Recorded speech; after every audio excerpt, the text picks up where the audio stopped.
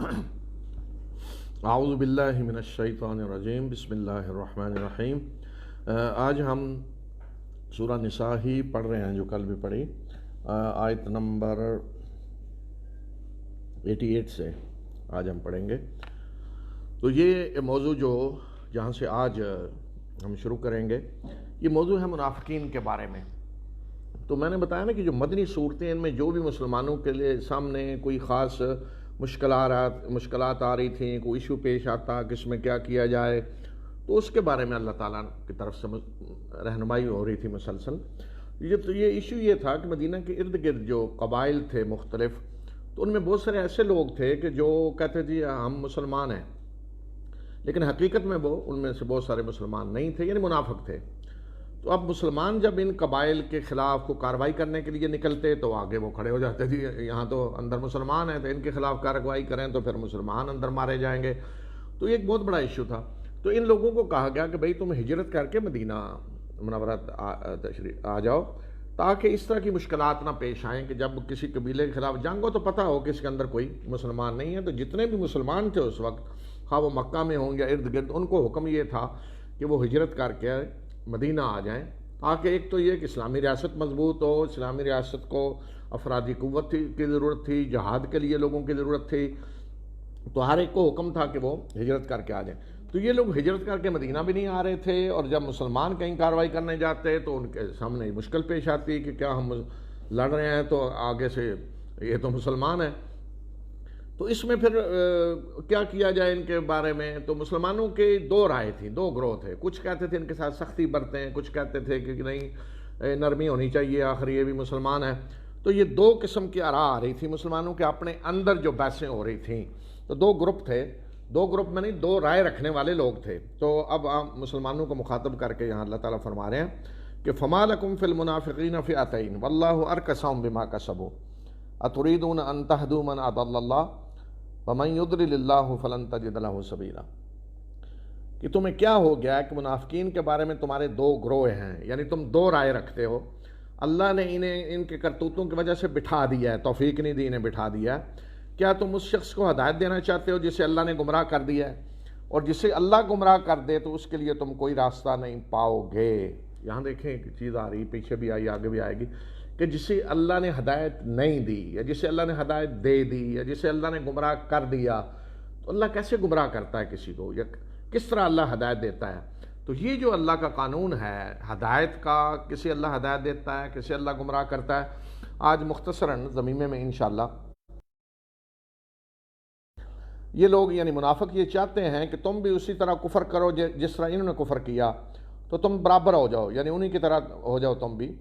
اور ان میں سے کسی کو تم دوست نہ بناؤ یہاں تک کہ یہ اللہ کے راستے میں ہجرت کریں، یعنی ہجرت کر کے جب تک مدینہ نہ آ جائیں۔ اور اگر یہ منہ پھیریں تو پھر انہیں پکڑو اور انہیں قتل کرو جہاں کہیں بھی تم انہیں پاؤ، اور ان میں سے کسی کو دوست اور مددگار نہ بناؤ۔ تو یہ بتا دیا مسلمانوں کو کہ اگر یہ ہجرت کر کے نہیں آتے تو پھر ان کے خلاف کارروائی کرو، جہاں بھی ہوں انہیں پکڑو اور ان میں سے کسی کو دوست نہ بناؤ۔ اس لیے ایک مشکل یہ پیش آ رہی تھی کہ یہ مسلمان جب لڑنے جائیں تو آگے سے ہم تو مسلمان کھڑے ہیں، اور پھر اپنے قبیلے کے ساتھ مل کے یہ مسلمانوں کے خلاف کاروائیاں کرتے، تو اس لیے یہ حکم دے دیا۔ اب اس سے آگے استثناء کیا کہ یہ جو فرمایا انہیں پکڑو اور قتل کرو، اگر یہ منہ پھیرتے ہیں یعنی ہجرت کر کے نہیں آتے تو پکڑو قتل کرو۔ تو اس سے کون سے مستثنیٰ ہیں وہ آگے بتایا، سوائے ان کے جن کی قوم اور تمہارے درمیان کو معاہدہ ہے، جنگی معاہدہ ہے کہ جنگ نہیں ہوگی۔ اس طرح بہت سارے قبائل تھے جن کے ساتھ مسلمانوں کے معاہدے تھے، سوائے ان کے جن کے اور تمہارے اور ان کی قوم کے درمیان معاہدہ ہے، یا وہ جو تمہارے پاس اس حالت میں آئیں کہ نہ وہ تم سے لڑنا کا حوصلہ رکھتے ہیں اور نہ اپنی قوم سے، اور اگر اللہ چاہتا تو انہیں تمہارے خلاف دلیر کر دیتا اور وہ تمہارے خلاف لڑتے، بس ان سے تم الگ رہو، یعنی انہیں کچھ نہ کہو۔ اور اگر یہ تم سے نہیں لڑتے، اگر یہ تم سے الگ رہتے ہیں اور تم سے نہیں لڑتے اور تمہارے طرف صلح جوئی کا پیغام دیتے ہیں، تو پھر اللہ نے ان کے خلاف تمہارے لیے کوئی راستہ نہیں رکھا، پھر ان کے خلاف کوئی کارروائی نہ کرو، نہ تمہارے خلاف لڑتے ہیں نہ اپنی قوم کے خلاف، وہ الگ رہنا چاہتے ہیں۔ اور تمہیں کوئی دوسرے ایسے لوگ بھی ملیں گے جو چاہتے ہیں کہ تم سے بھی امن میں رہیں اور اپنی قوم سے بھی، نہ تم انہیں کچھ کہو نہ ان کی قوم انہیں کچھ کہے، بچنا چاہتے ہیں تم سے بھی اور ان سے بھی، اور جب کبھی وہ فتنے میں کی طرف لوٹائے جاتے ہیں تو اس میں گر پڑتے ہیں، یعنی جب بھی انہیں موقع ملے گا تمہارے خلاف لڑنے کا تو کود پڑیں گے، اور اگر یہ تم سے کنارہ کش نہیں ہوتے اور تمہیں صلح جوئی کا پیغام نہیں دیتے اور اپنے ہاتھ تم سے نہیں روکتے تو پھر انہیں پکڑو اور انہیں قتل کرو جہاں کہیں بھی تم انہیں پاؤ۔ یہ وہ لوگ ہیں کہ جن کے خلاف اللہ نے تمہیں واضح حجت دے دی ہے، یعنی جو تم سے بھی بچنا چاہتے ہیں اپنی قوم سے بھی، لیکن موقع ملے تو تمہارے خلاف جنگ کے لیے تیار ہو جائیں گے اپنی قوم کا ساتھ دینے کے لیے، تو فرمایا ان کے خلاف کارروائی کرو ابھی سے، یہ نہ ہو کہ اچانک یہ سارے اکٹھے ہو کے کود پڑیں تمہارے خلاف۔ تو یہ منافقین کے بارے میں ہدایات دی۔ اب ایک ایشو اور یہ تھا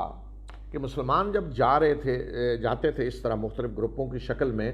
کارروائیوں کے لیے رسول اللہ صلی اللہ علیہ وسلم بھیجتے تھے، جسے ہم سیرت کی اصطلاح میں سرایا کہتے ہیں، سریہ کی جمع ہے، تو اس میں اس طرح کے واقعات بھی ہوتے کہ کسی قوم میں کوئی مسلمان ہے اور وہ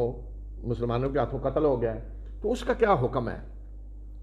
پھر وہ یہاں بتایا گیا ہے کہ کسی مومن کا یہ کام نہیں ہے کہ وہ مومن کو قتل کرے، الا یہ کہ غلطی سے ہو جائے، یعنی یہ نہیں ہو سکتا کہ مومن کو قتل کر دے، الا یہ کہ غلطی سے ہو جائے، اور جس نے کسی مومن کو غلطی سے قتل کیا تو اسے ایک مومن غلام آزاد کرنا ہوگا اور دیت دینی ہوگی جو مقتول کے گھر والوں تک پہنچائی جائے گی، الا یہ کہ وہ صدقہ کر دیں، یعنی معاف کر دیں، اور اگر وہ مقتول تمہاری دشمن قوم سے ہو اور وہ مومن ہو، یعنی مسلمانوں کی جن سے جنگ ہو رہی دشمن قوم ہے اور جو قتل ہوا ہے وہ مومن ہے، تو پھر ایک مومن غلام آزاد کرنا ہوگا، یعنی صرف غلام دیت نہیں ہے، اس لیے کہ وہاں زیادہ امکان ہے غلطی کا کہ دشمن قوم ہے جس سے جنگ ہو رہی ہے، تو وہاں صرف ایک غلام آزاد کرنا ہے، اور اگر وہ مقتول مومن کسی ایسی قوم کے ہو کہ ان کے قوم سے ہو، ان کے اور تمہارے درمیان معاہدہ ہے، تو پھر فدیہ بھی دینا ہوگا جو پہنچایا جائے گا اس کے گھر والوں کی طرف، یعنی دیت، اور ایک مومن گردن بھی آزاد کرنی ہوگی، غلام آزاد کرنا ہوگا، اور جو یہ نہ پائے یعنی غلام نہ پائے آزاد کرنے کے لیے تو اسے مسلسل 2 مہینے کے روزے رکھنے ہوں گے اللہ کی طرف سے توبہ کے طور پہ، اور اللہ جاننے والا اور دنا ہے۔ یہ ہے قتل خطا، غلطی سے قتل ہو جانا، یعنی غلطی سے قتل کا مطلب یہ ہے کہ کسی شخص کا ارادہ نہیں تھا کسی کو قتل کرنے کا، وہ کہیں مثلا فائرنگ کر رہا تھا کسی پرندے کے جانور کے شکار کے لیے اور غلطی سے کوئی شخص قتل ہو گیا، یا جس طرح ایکسیڈنٹ میں آج لوگ قتل ہو جاتے ہیں، اسے کہتے ہیں قتل خطا، یعنی قتل کا ارادہ نہیں ہے، یا مثلا کسی نے کسی کو گھونسا مارا وہ مر گیا، عموماً گھونسے کو مرتا تو نہیں ہے، لیکن اگر کوئی بڑا پہلوان ہے گھونسا مارنے والا اور اسے پتہ ہے کہاں گھونسا مارنے سے کوئی مرتا ہے، تو پھر وہ قتل خطا نہیں ہوگا، پھر وہ قتل عمد ہی ہوگا۔ تو یہ قتل خطا جو ہے یہ تو حالت بتائی نا اس وقت جو مدینہ کی صورتحال تھی کہ ایسا مسلمان قتل ہوتا ہے کہ جو کافر قوم سے ہے تو پھر صرف غلام آزاد کرنا ہے، اور اگر ایسی قوم سے ہے جس کے ساتھ معاہدہ ہے تو پھر دیت بھی ہے اور غلام بھی ہے۔ اب آج کل کیا حکم ہوگا کہ اگر آج کوئی مسلمان کو غلطی سے قتل کر دیتا ہے تو یہ قتل خطا ہے، ایکسیڈنٹ میں جیسے قتل ہو یا اور کوئی شکل ہو، تو اس میں ایک تو دیت ہے، اس میں قصاص نہیں ہے، دیت ہے،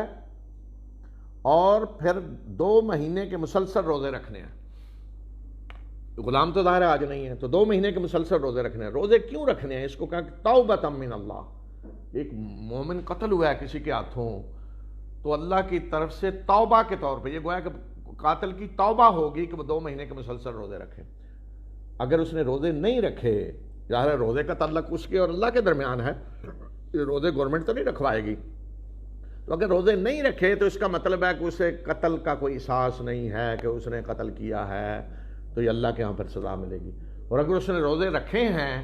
اتنی سخت مشقت، ظاہر ہے 2 مہینے کے مسلسل روزے رکھے، تو اس کا مطلب ہے کہ دل سے وہ توبہ کر رہا ہے اور اس سے جو کچھ ہوا ہے اس پہ وہ شرمندہ ہے اور نادم ہے، تو اس لیے فرمایا کہ یہ جو مسلسل روزے ہیں 2 مہینے کے، یہ اللہ کی طرف سے توبہ ہے۔ تو یہ تھا قتل خطا۔ اب آگے بتائیں قتل عمد۔ قتل عمد کیا ہے؟ اور جس نے جان بوجھ کر مومن کو قتل کیا تو اس کی سزا جہنم ہے، اس میں وہ ہمیشہ رہے گا، اس پہ اللہ کا غضب ہے اور اس پہ اللہ نے لعنت کی ہے اور اس کے لیے اللہ نے بہت بڑا عذاب تیار کر رکھا۔ یہ اللہ کے ہاں سزا ہے۔ پیچھے ہم نے سورہ بقرہ میں جو پڑھا نا کہ قصاص اور دیت، وہ ہے دنیا میں قانون کیا ہے کہ مثلا جس نے جان بوجھ کے کسی کو قتل کیا تو بدلے میں اسے قتل کیا جائے گا، اور اگر مقتول کے وارث کہتے ہیں جی نہیں ہم دیت لینے کے لیے تیار ہیں تو دیت ہوگی، اور اگر وہ معاف کرنا چاہیں تو معاف بھی کر سکتے ہیں۔ وہ ہے دنیا میں سزا۔ دنیا میں ہم اپنے قانون کے مطابق گورنمنٹ جو معاملہ کرے گی کہ قتل کے بدلے قتل اور یا دیت، یہ ہے اللہ کے ہاں سزا۔ یہ اللہ کے ہاں سزا ہے کہ جو مومن کو قتل کرے جان بوجھ کر، اس کی سزا جہنم، ہمیشہ اس میں رہے گا،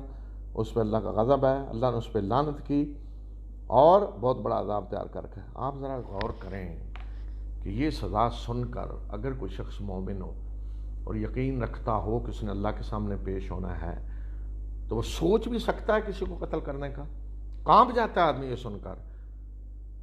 کہ کچھ ایک چیز نہیں ہے، جہنم جس میں ہمیشہ رہے گا، اللہ کا غضب ہے، اللہ نے اس پہ لعنت کی ہے اور اللہ نے بہت بڑا عذاب تیار کر رکھا ہے۔ یہ نہیں صرف اتنا، آپ دیکھیں گے آگے بھی آیات آئی ہیں پیچھے بھی، اکثر اللہ تعالیٰ نے یہی فرمایا کہ یہ جو کام کرے گا اس کے لیے جہنم میں ہمیشہ رہے گا، یا اللہ نے اس کے لیے عذاب رکھا ہے۔ یہاں فرمایا جہنم ہے، پھر اللہ کا غضب ہے، اللہ کی لعنت ہے اور اللہ نے بہت بڑا عذاب تیار کر رکھا ہے کہ جس نے مومن کو جان بوجھ کر قتل کیا۔ اور آج ہمارا مسلمانوں کا معاشرہ ہے، یہاں مسلمان ہیں سارے، اور جو یہ بھی کہتے ہیں کہ ہم اللہ پر ایمان رکھتے ہیں اور اللہ کے سامنے پیش ہونا ہے، آخرت پر بھی ایمان ہے، تو جو شخص آخرت پر ایمان رکھتا ہو، سمجھتا ہو اللہ کے سامنے پیش ہونا ہے، تو یہ سزا سن کر کچھ سوچ سکتا ہے کسی کو قتل کرے؟ اور اصل وجہ کیا ہے؟ ایک بہت بڑی وجہ یہ ہے کہ اللہ کی یہ احکام ہم سناتے ہی نہیں لوگوں کو۔ اکثر لوگوں کو پتہ ہی نہیں ہوگا کہ جو جان بوجھ کر قتل کرے اس کی سزا کیا ہے، اللہ کے ہاں کیا سزا ملے گی پتہ ہی نہیں ہے۔ ٹی وی پہ کیوں نہیں سنایا جاتی یہ چیزیں کہ جو قتل کرے گا اس کی یہ سزا ہے؟ اعلان کیوں نہیں کیا جاتا؟ جمعہ کے خطبوں میں کیوں نہیں یہ چیزیں لوگوں کو سنائی جاتی ہیں کہ وہ اللہ سے ڈریں؟ جس طرح انسانی جان جو ہے وہ اس طرح ارزاں ہو گیا ہے کہ اس طرح قتل کیا جا رہا ہے جس طرح کہ کوئی عام پرندوں کو بھی نہیں مارتا شکار کے طور پہ۔ اس طرح انسانی جان جو ہے وہ تماشا بن گیا ہمارے معاشرے میں کہ کسی کو کوئی احساس ہی نہیں ہے کہ اس کے ہاتھوں قتل ہو رہا ہے۔ اور دوسرا یہ ہے کہ ہم استغفر اللہ سے بے خوف بھی ہو گئے، اس لیے کہ ہمیں یہ پیغام دے دیا گیا یہودیوں کی طرح، جس طرح وہ کہتے ہیں نا ہم اللہ کے پیارے چہتے ہیں، تو ہمیں بھی کیا کہہ دیا گیا جی ہم اللہ کے محبوب کی امت ہیں اور ہم بخشے ہوئے ہیں، آپ جو چاہیں کرتے رہیں، ہمیں بخشوا لیا جائے گا، سفارش کر کے ہمیں چھڑا لیا جائے گا۔ تو آپ اندازہ کریں اگر کسی شخص کو پتہ ہو کہ میں جو چاہوں کروں، مجھے چودھری صاحب جو میری سرپرستی کر رہے ہیں وہ مجھے تھانے سے بچا لیں گے اور بڑے سے بڑا وکیل کر کے میں عدالتوں سے بھی چھوٹ جاؤں گا یا رشوت دے کے چھوٹ جاؤں گا، تو ایسا قاتل، ایسا ڈاکوؤں سے ڈاکے ڈالنے سے رکے گا؟ وہ قتل کرنے سے رکے گا جس کو پتہ ہے کہ میں جو چاہوں کروں مجھے چھڑانے والے چھڑا لیں گے، عدالتوں سے چھڑا لیں گے بڑے بڑے وکیل آ کر، یا چودھری صاحب تھانے پہ حملہ کر کے چھڑا لیں گے؟ تو ایسا شخص قتل کرنے سے رک سکتا ہے؟ اس کے لیے ہزاروں لاکھوں انسانوں کو قتل کرنا کوئی مسئلہ نہیں۔ اور یہی وجہ ہے کہ آج ہم مذہبی طبقہ، ہم علماء بدقسمتی سے مذہبی طبقہ یہ پیغام دے رہے ہیں لوگوں کو جو چاہو کرو، ڈاکے ڈالو، چوریاں کرو، ملاوٹیں کرو، لوگوں کو ملاوٹ شدہ غذائیں دے کر مارو، جعلی دوائیاں دے کر مارو، جو چاہو کرو، تم اللہ کے محبوب کی امت ہو، تم بخشے ہوئے ہو، تمہیں اللہ نے کچھ نہیں کہنا۔ اور اگر کوئی بڑی مشکل ہوئی، کسی کو جہنم کو بھیجنا بھی پڑا ایسے وہ کچھ کرنے کے لیے، دوسروں کو دکھلانے کے لیے، تو وہ بھی واپس نکل آئیں گے چند دن رہ کر۔ تو اس کے بعد کسی کو اللہ کا ڈر ہوگا، کسی کا خوف ہوگا؟ یہ ہے وہ ہمارا عقیدہ جو بن چکا ہے، جس کی وجہ سے آج نہ کسی کی جان محفوظ ہے، نہ مال محفوظ ہے، نہ عزت محفوظ ہے، اور لوگ درندے بنے ہوئے ہیں۔ اس کے بعد آگے اگلی آیت میں ایک اور ایشو ہے کہ مسلمان جب اس طرح باہر نکلتے مختلف مہمات میں، تو بعض ایسے لوگ ملتے کہ جو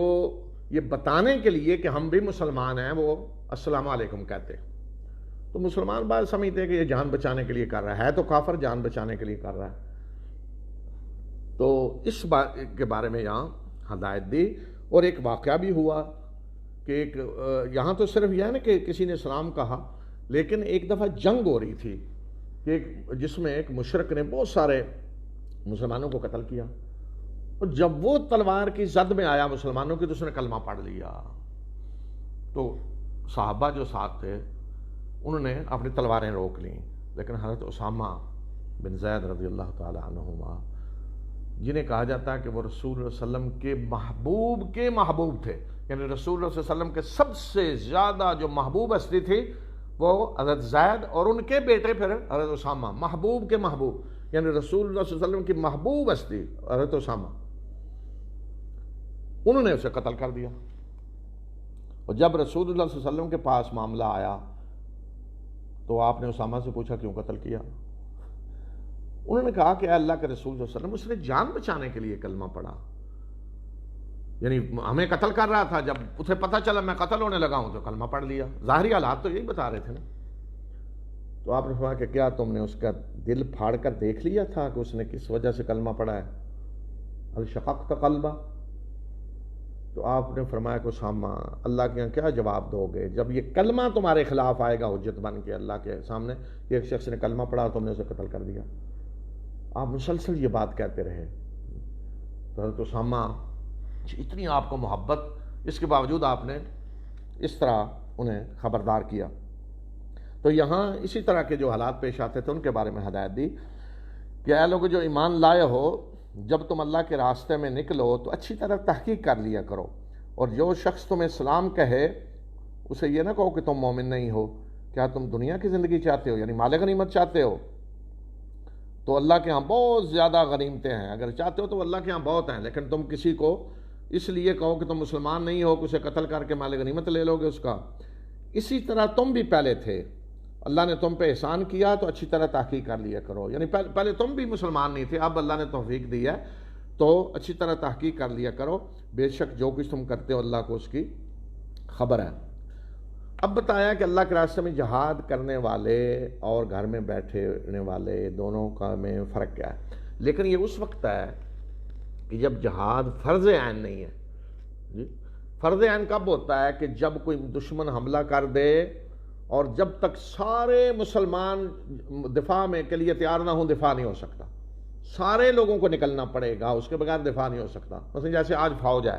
جی تو اگر فوج دفاع کر سکتی ہے تو ٹھیک ہے، باقی لوگ بیٹھے ہیں کوئی مسئلہ نہیں. لیکن اگر پتہ چلے کہ نہیں فوج اکیلی دفاع نہیں کر سکتی، سب لوگوں کو نکلنا پڑے گا، تو پھر جہاد فرض عین ہے. اس میں حکم الگ ہے، وہ آگے آئے گا بتائیں گے. لیکن اگر فرض عین نہیں ہے، جو لوگ جہاد کر رہے ہیں وہ کافی ہیں، دفاع کر سکتے ہیں یا فوج دفاع کر سکتی ہے، تو اس حالت میں پھر یہ حکم بتایا کہ مومنوں میں سے جو غیر معذور بیٹھے ہوئے ہیں اور اللہ کے راستے میں اپنے مالوں اور جانوں سے جہاد کرنے والے یہ برابر نہیں ہیں. اللہ نے اپنے مالوں اور جانوں سے جہاد کرنے والوں کو بیٹھنے والوں پہ فضیلت دی ہے، اور ہر ایک سے اللہ نے بہترین کامیابی کا وعدہ کیا، اور اللہ نے جہاد کرنے والوں کو بیٹھنے والوں پہ ایک درجہ عظیم درجے کی فضیلت دی ہے. اب دیکھیں نا یہاں فرمایا کہ جہاد کرنے والے اپنی مالوں سے اور جانوں سے، یعنی مال بھی اس میں وہ خرچ کر رہے ہیں، اسلحہ اپنا تیار کر رہے ہیں، اخراجات اپنے ہیں، سارا کچھ، اور جانیں بھی تیار. یہ ہے جہاد. یہ ہے اصل مسلمان پہ جو فرض ہے جی، کہ وہ تنہا لے کے نہیں لڑ رہا، مال بھی اس کا اپنا ہے اور جان بھی اپنی خود تیاری کر رہا ہے، سارا کچھ جی. اور آج ہمیں کہا جاتا ہے کہ فوج ہے لڑنے کے لیے، ٹھیک ہے، ظاہر آج کی جنگ کا تقاضا بھی ہے، پہلے سے ٹریننگ اور ہر قسم کی چیزیں تو فوج تیار کی جاتی ہے، وہ مجاہدین ہی ہیں. تو جو بیٹھے ہوئے ہیں جی انہیں کہا جائے کہ مال تو خرچ کرو اس کے لیے، یعنی دفاع کے لیے مال خرچ کرو، مال دو اپنا، جہاد کے لیے قتال کے لیے مال دو. تو دیکھ لیں آج اگر کہا جائے تو کیا اثر ہوگا ہمارا. جو کچھ ہو رہا ہے اس پہ بھی آپ سنتے رہتے ہیں، وہ جی سارا بجٹ تو دفاع میں جا رہا ہے جی، ہمارے لیے یہ نہیں بچتا، یہ نہیں بچتا جی. تو یہ حال ہے کہ جب گورنمنٹ جو خرچ کر رہی ہے اس کے لیے بھی وہ تیار نہیں ہے. تو اگر کسی کو کہا جائے کہ تم اپنے مالوں سے خود جہاد کرو، نکلو، اور مال بھی تمہارے اپنے، تیاری بھی اپنی، ٹینک تم نے خود خریدنا ہے اپنا، گنے خود خریدنی ہے، سارا کچھ، تو پھر دیکھ لیں کیا حال ہوگا، کون کرے گا یہ کام؟ تو یہ بتایا کہ جو جہاد کرنے والے ہیں ان کا درجہ بڑا ہے، اور جو بیٹھنے والے ہیں بغیر عذر کے جو بیٹھے ہوئے ہیں، بغیر عذر کے نہیں، بیٹھنے والے جو معذور ہیں ان کے بارے میں یہ بتایا جا رہا ہے، معذور ہے، نہیں جنگ میں جا سکتے وہ، اور جہاد کرنے والے، ان کا فرق بتایا کہ جہاد کرنے والوں کو درجات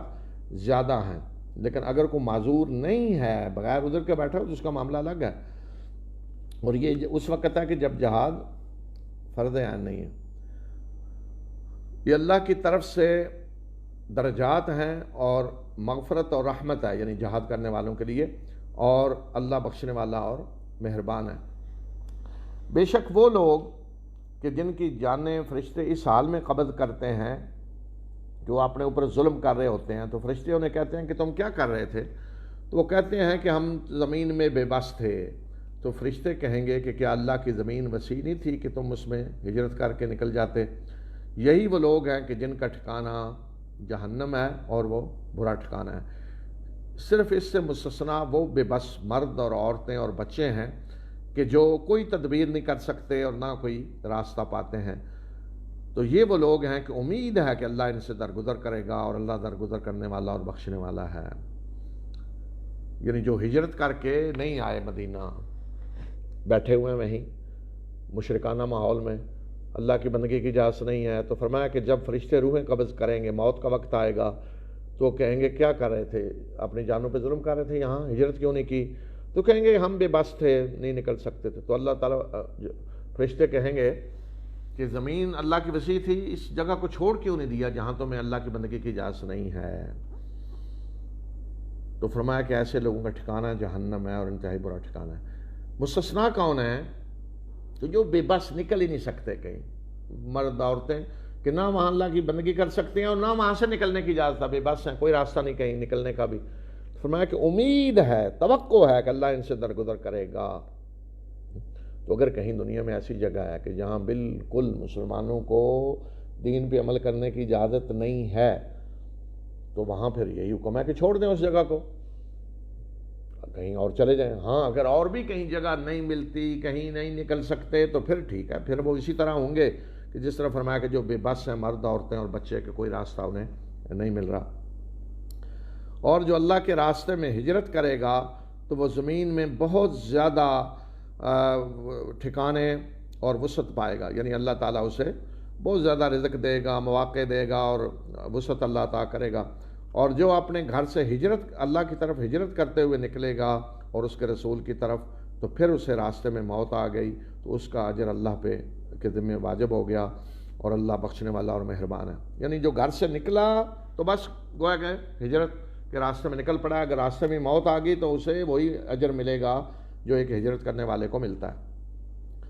اور جب تم زمین میں سفر کر لیے نکلو، یعنی جہاد کا سفر ہوئے دوسرا، وَإِذَا ضَرَبْتُمْ فِي الْأَرْضِ، اور جب تم زمین میں سفر کے لیے نکلو تو تم پہ کوئی حرج نہیں کہ تم نماز قصر کر لو، اگر تمہیں اندیشہ ہو کہ کافر تمہیں فتنے میں ڈالیں گے، بے شک کافر تمہارے واضح دشمن ہیں۔ یہ ہے نماز قصر کی اجازت، کہ اگر تم سفر میں نکلو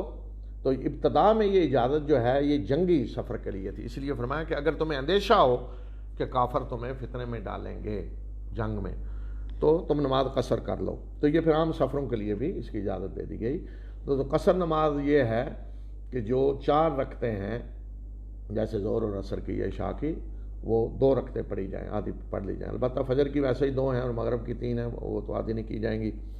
اسی طرح سفر میں نماز جمع بھی کی جا سکتی ہے، رسول اللہ صلی اللہ علیہ وسلم نے جمع بھی کی ہے، یعنی ظہر کو عصر کے ساتھ ملا لیا جائے، مغرب کو عشاء کے ساتھ ملا لیا جائے، تو یہ خاص رخصت ہے۔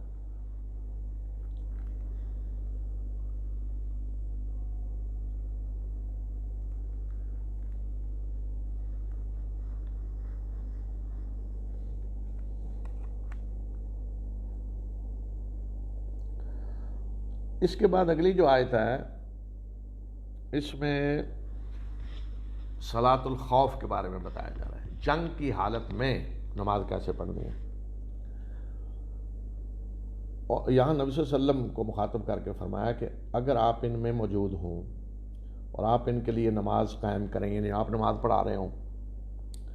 تو ان کا ایک گروہ، ایک جماعت آپ کے ساتھ کھڑی ہو اور وہ اپنا اسلحہ لیے رہیں، اور جب وہ سجدہ کر لیں تو وہ آپ لوگوں کے پیچھے چلے جائیں، چھوڑ کر پیچھے چلے جائیں، اور دوسرا گروہ آئے جنہوں نے نماز نہیں پڑھی تو وہ آپ کے ساتھ نماز پڑھیں اور وہ اپنا اسلحہ لیے رہیں اور حفاظتی سامان لیے رہیں۔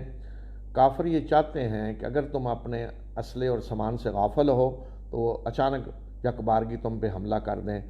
اور اس معاملے میں کوئی تم پہ حرج نہیں کہ اگر تمہیں بارش کی وجہ سے تکلیف ہو یا تم بیمار ہو تو تم اپنا اسلحہ رکھ دو اور اپنا حفاظتی سامان رکھو۔ یعنی اسلحہ نماز کی حالت میں اپنے ساتھ رکھو، لیکن فرمایا کہ اگر کوئی بیمار ہے یا بارش وغیرہ کی وجہ سے مشکل پیش آ رہی ہے تو وہاں اسلحہ اگر اتار کے رکھ دیتے ہو تو کوئی حرج نہیں، لیکن وہاں بھی جو ضروری حفاظتی سامان ہے وہ ساتھ رکھو وہاں بھی۔ بے شک کافروں کے لیے اللہ نے رسوا کن عذاب تیار کر رکھا ہے۔ پھر جب تم نماز پوری کر لو تو اللہ کو یاد کرو کھڑے اور بیٹھے اور پہلوؤں پہ لیٹے ہوئے، اور جب اطمینان کی حالت ہو جائے تو پھر نماز قائم کرو، یعنی اسی طرح جس طرح پورا طریقہ ہے۔ بے شک نماز مومنوں کے پہ وقت کی پابندی کے ساتھ فرض ہے۔ تو یہ صلاۃ الخوف رسول اللہ صلی اللہ علیہ وسلم نے پڑھائی۔ اب یہ ہے کہ آج اس دور میں بھی پڑھائی جائے گی، تو کچھ فقہا نے تو کہا ہے کہ یہ نبی صلی اللہ علیہ وسلم کے لیے خاص ہے، اس لیے فرمایا کہ آپ ان کے اندر موجود ہوں اور آپ نماز قائم کر رہے ہوں، آپ ان کے اندر موجود ہوں اور آپ نماز قائم کر رہے ہوں۔ کیوں؟ اس لیے کہ آپ جب موجود ہوں تو ہر مسلمان کی تمنا ہوگی کہ وہ آپ کے پیچھے نماز پڑھے، لیکن آج اگر اس طرح کی حالت ہے تو دو جماعتیں ہو سکتی ہیں، لیکن یہ وہ حالت ہے کہ جب جنگ نہیں ہو رہی، آمنے سامنے فوج، جیسے آپ سمجھیں کہ بارڈر پہ فوج بیٹھی ہے سامنے، ادھر دشمن بیٹھے، جنگ اگر ہو رہی ہو تو وہ معاملہ ہو رہا ہے۔ آج کل بعض لوگ اسی آیت کو دلیل بنا کر کہتے ہیں دیکھیں جی جماعت جو ہے وہ تو جنگ کی حالت میں بھی فرض ہے، تو یہ جنگ کی حالت نہیں ہے، یہ ہے کہ جب جنگ نہیں ہو رہی بیٹھے ہیں آمنے سامنے، جنگ ہو تو پھر کیسے نماز پڑھی جائے گی۔ جنگ خندق میں تو رسول اللہ صلی اللہ علیہ وسلم کی ایک دن عصر کی نماز قضا ہوئی، آپ نے مغرب کے بعد پڑھی، اور ایک روایت میں یہ ہے کہ 3 نمازیں آپ کی اکٹھی قضا ہو گئی، آپ نہیں پڑھ سکے۔ حالانکہ جنگ خندق میں بھی باقاعدہ جنگ نہیں ہو رہی تھی، صرف یہ ہے کہ مسلمانوں کو ہر وقت پہرا دینا پڑتا تھا خندق پوری پہ کہ کہیں کوئی حملہ نہ کر دے، تو اس طرح کی حالت رہتی تھی کہ اچانک کہیں حملہ ہو جائے تو اس میں رسول اللہ صلی اللہ علیہ وسلم کی اپنی نمازیں قضا ہوئیں، آپ جماعت کیا اکیلے بھی نہیں پڑھ سکے وہاں نماز۔ تو اگر اس طرح کی حالت ہو آج بھی جنگ میں کہ اچانک حملہ ہو سکتا ہے تو وہاں جماعت کیا، وہاں تو پھر دوسری حالت میں بھی دیکھا جائے گا کس طرح آدمی نماز پڑھ سکتا ہے، تو وہاں پھر مورچے کے اندر بھی جس طرح کی حالت نماز پڑھی جائے گی، اشاروں میں پڑھی جائے گی۔ مثلا اگر کوئی بالکل ایسے بندوق لے کے سامنے بیٹھا ہے، وہ ذرا ادھر ادھر نہیں کر سکتا، تو ایسے اسی حالت میں نماز پڑھ لے، اشاروں سے نماز پڑھ لے۔ کہیں بھاگ رہا ہے، مثلا کوئی پہرا دے رہا ہے اس طرح کہ چل کے جا رہا ہے بارڈر پہ، تو وہیں چلتے چلتے نماز پڑھ لے، اس میں حتیٰ کہ ایک دفعہ قبلے کی طرف رخ کر لیں، بعد میں نہ بھی ہو کوئی حرج نہیں۔ تو یہ اس طرح کی حالت میں ساری یہ رخصتیں ہیں جو دین نے دی ہیں، تو یہ حالات کے مطابق ہوگا۔ تو یہ اسلحے کے بارے میں بھی کہا ہے کہ اسلحہ نماز کے وقت ساتھ رہی ہے نا، کہ اسلحہ اتاریں اور سارا، اور اس کے بعد جو ہے تو حملہ اچانک ہو جائے تو اسلحہ لیتے لیتے ہی مسئلہ بن جائے، تو اسلحہ لے کر نماز پڑھیں۔ اسی طرح فوج جو ہے بوٹ وغیرہ پہنے ہوئے ہیں سارے، تو انہیں کے اوپر مسح کریں، بوٹوں کے اوپر مسح کریں، اتارنے کی ضرورت نہیں ہے، بوٹوں سمیت نماز پڑھیں۔ نبی صلی اللہ علیہ وسلم نے تو ہمیشہ مسجد میں جوتوں سمیت نماز پڑھی ہے، صحابہ نے، تو ظاہر ہے آج ہم کہتے ہیں مسجدوں میں قالین ہیں، صفیں ہیں، تو وہاں جوتے اتار کر آئیں، ورنہ رسول اللہ صلی اللہ علیہ وسلم کے زمانے میں تو ہمیشہ جوتوں سمیت نماز پڑھتے تھے۔ تو آپ بھی فوج پولیس کے لوگ جو ہیں، ایک تو یہ ہے کہ وہ جو بوٹ انہوں نے پہنے ہوئے ہیں انہیں کے اوپر مسح بھی کریں اور بوٹوں سمیت نماز پڑھیں، عام حالات میں بھی پڑھیں، اور جنگ کی حالت میں تو اور زیادہ اس کی ضرورت ہوتی ہے۔ اور تم دشمن کا پیچھا کرنے میں پست ہمتی سے کام نہ لو، اگر تمہیں چوٹ لگی ہے تو تکلیف تمہیں پہنچی ہے تو انہیں بھی تکلیف پہنچتی ہے جس طرح تمہیں پہنچتی ہے، اور تم اللہ سے وہ امید رکھتے ہو جو وہ نہیں رکھتے، اور اللہ علم رکھنے والا اور دانا ہے۔ یعنی دشمن کا پیچھا کرنے میں فرمایا کہ پست ہمتی سے کام نہ لو، اگر تمہیں تکلیفیں پہنچ رہی تو انہیں بھی، تم تو اللہ کیا امید رکھتے ہو جنت کی، وہ تو نہیں رکھتے، اس کے باوجود وہ لڑ رہے ہیں۔ ہم نے آپ کی طرف کتاب اتاری ہے حق کے ساتھ تاکہ آپ لوگوں کے درمیان اس کے مطابق فیصلہ کریں، جو کچھ اللہ نے آپ کو دکھلایا ہے، تو آپ خیانت کرنے والوں کے وکیل نہ بنیں۔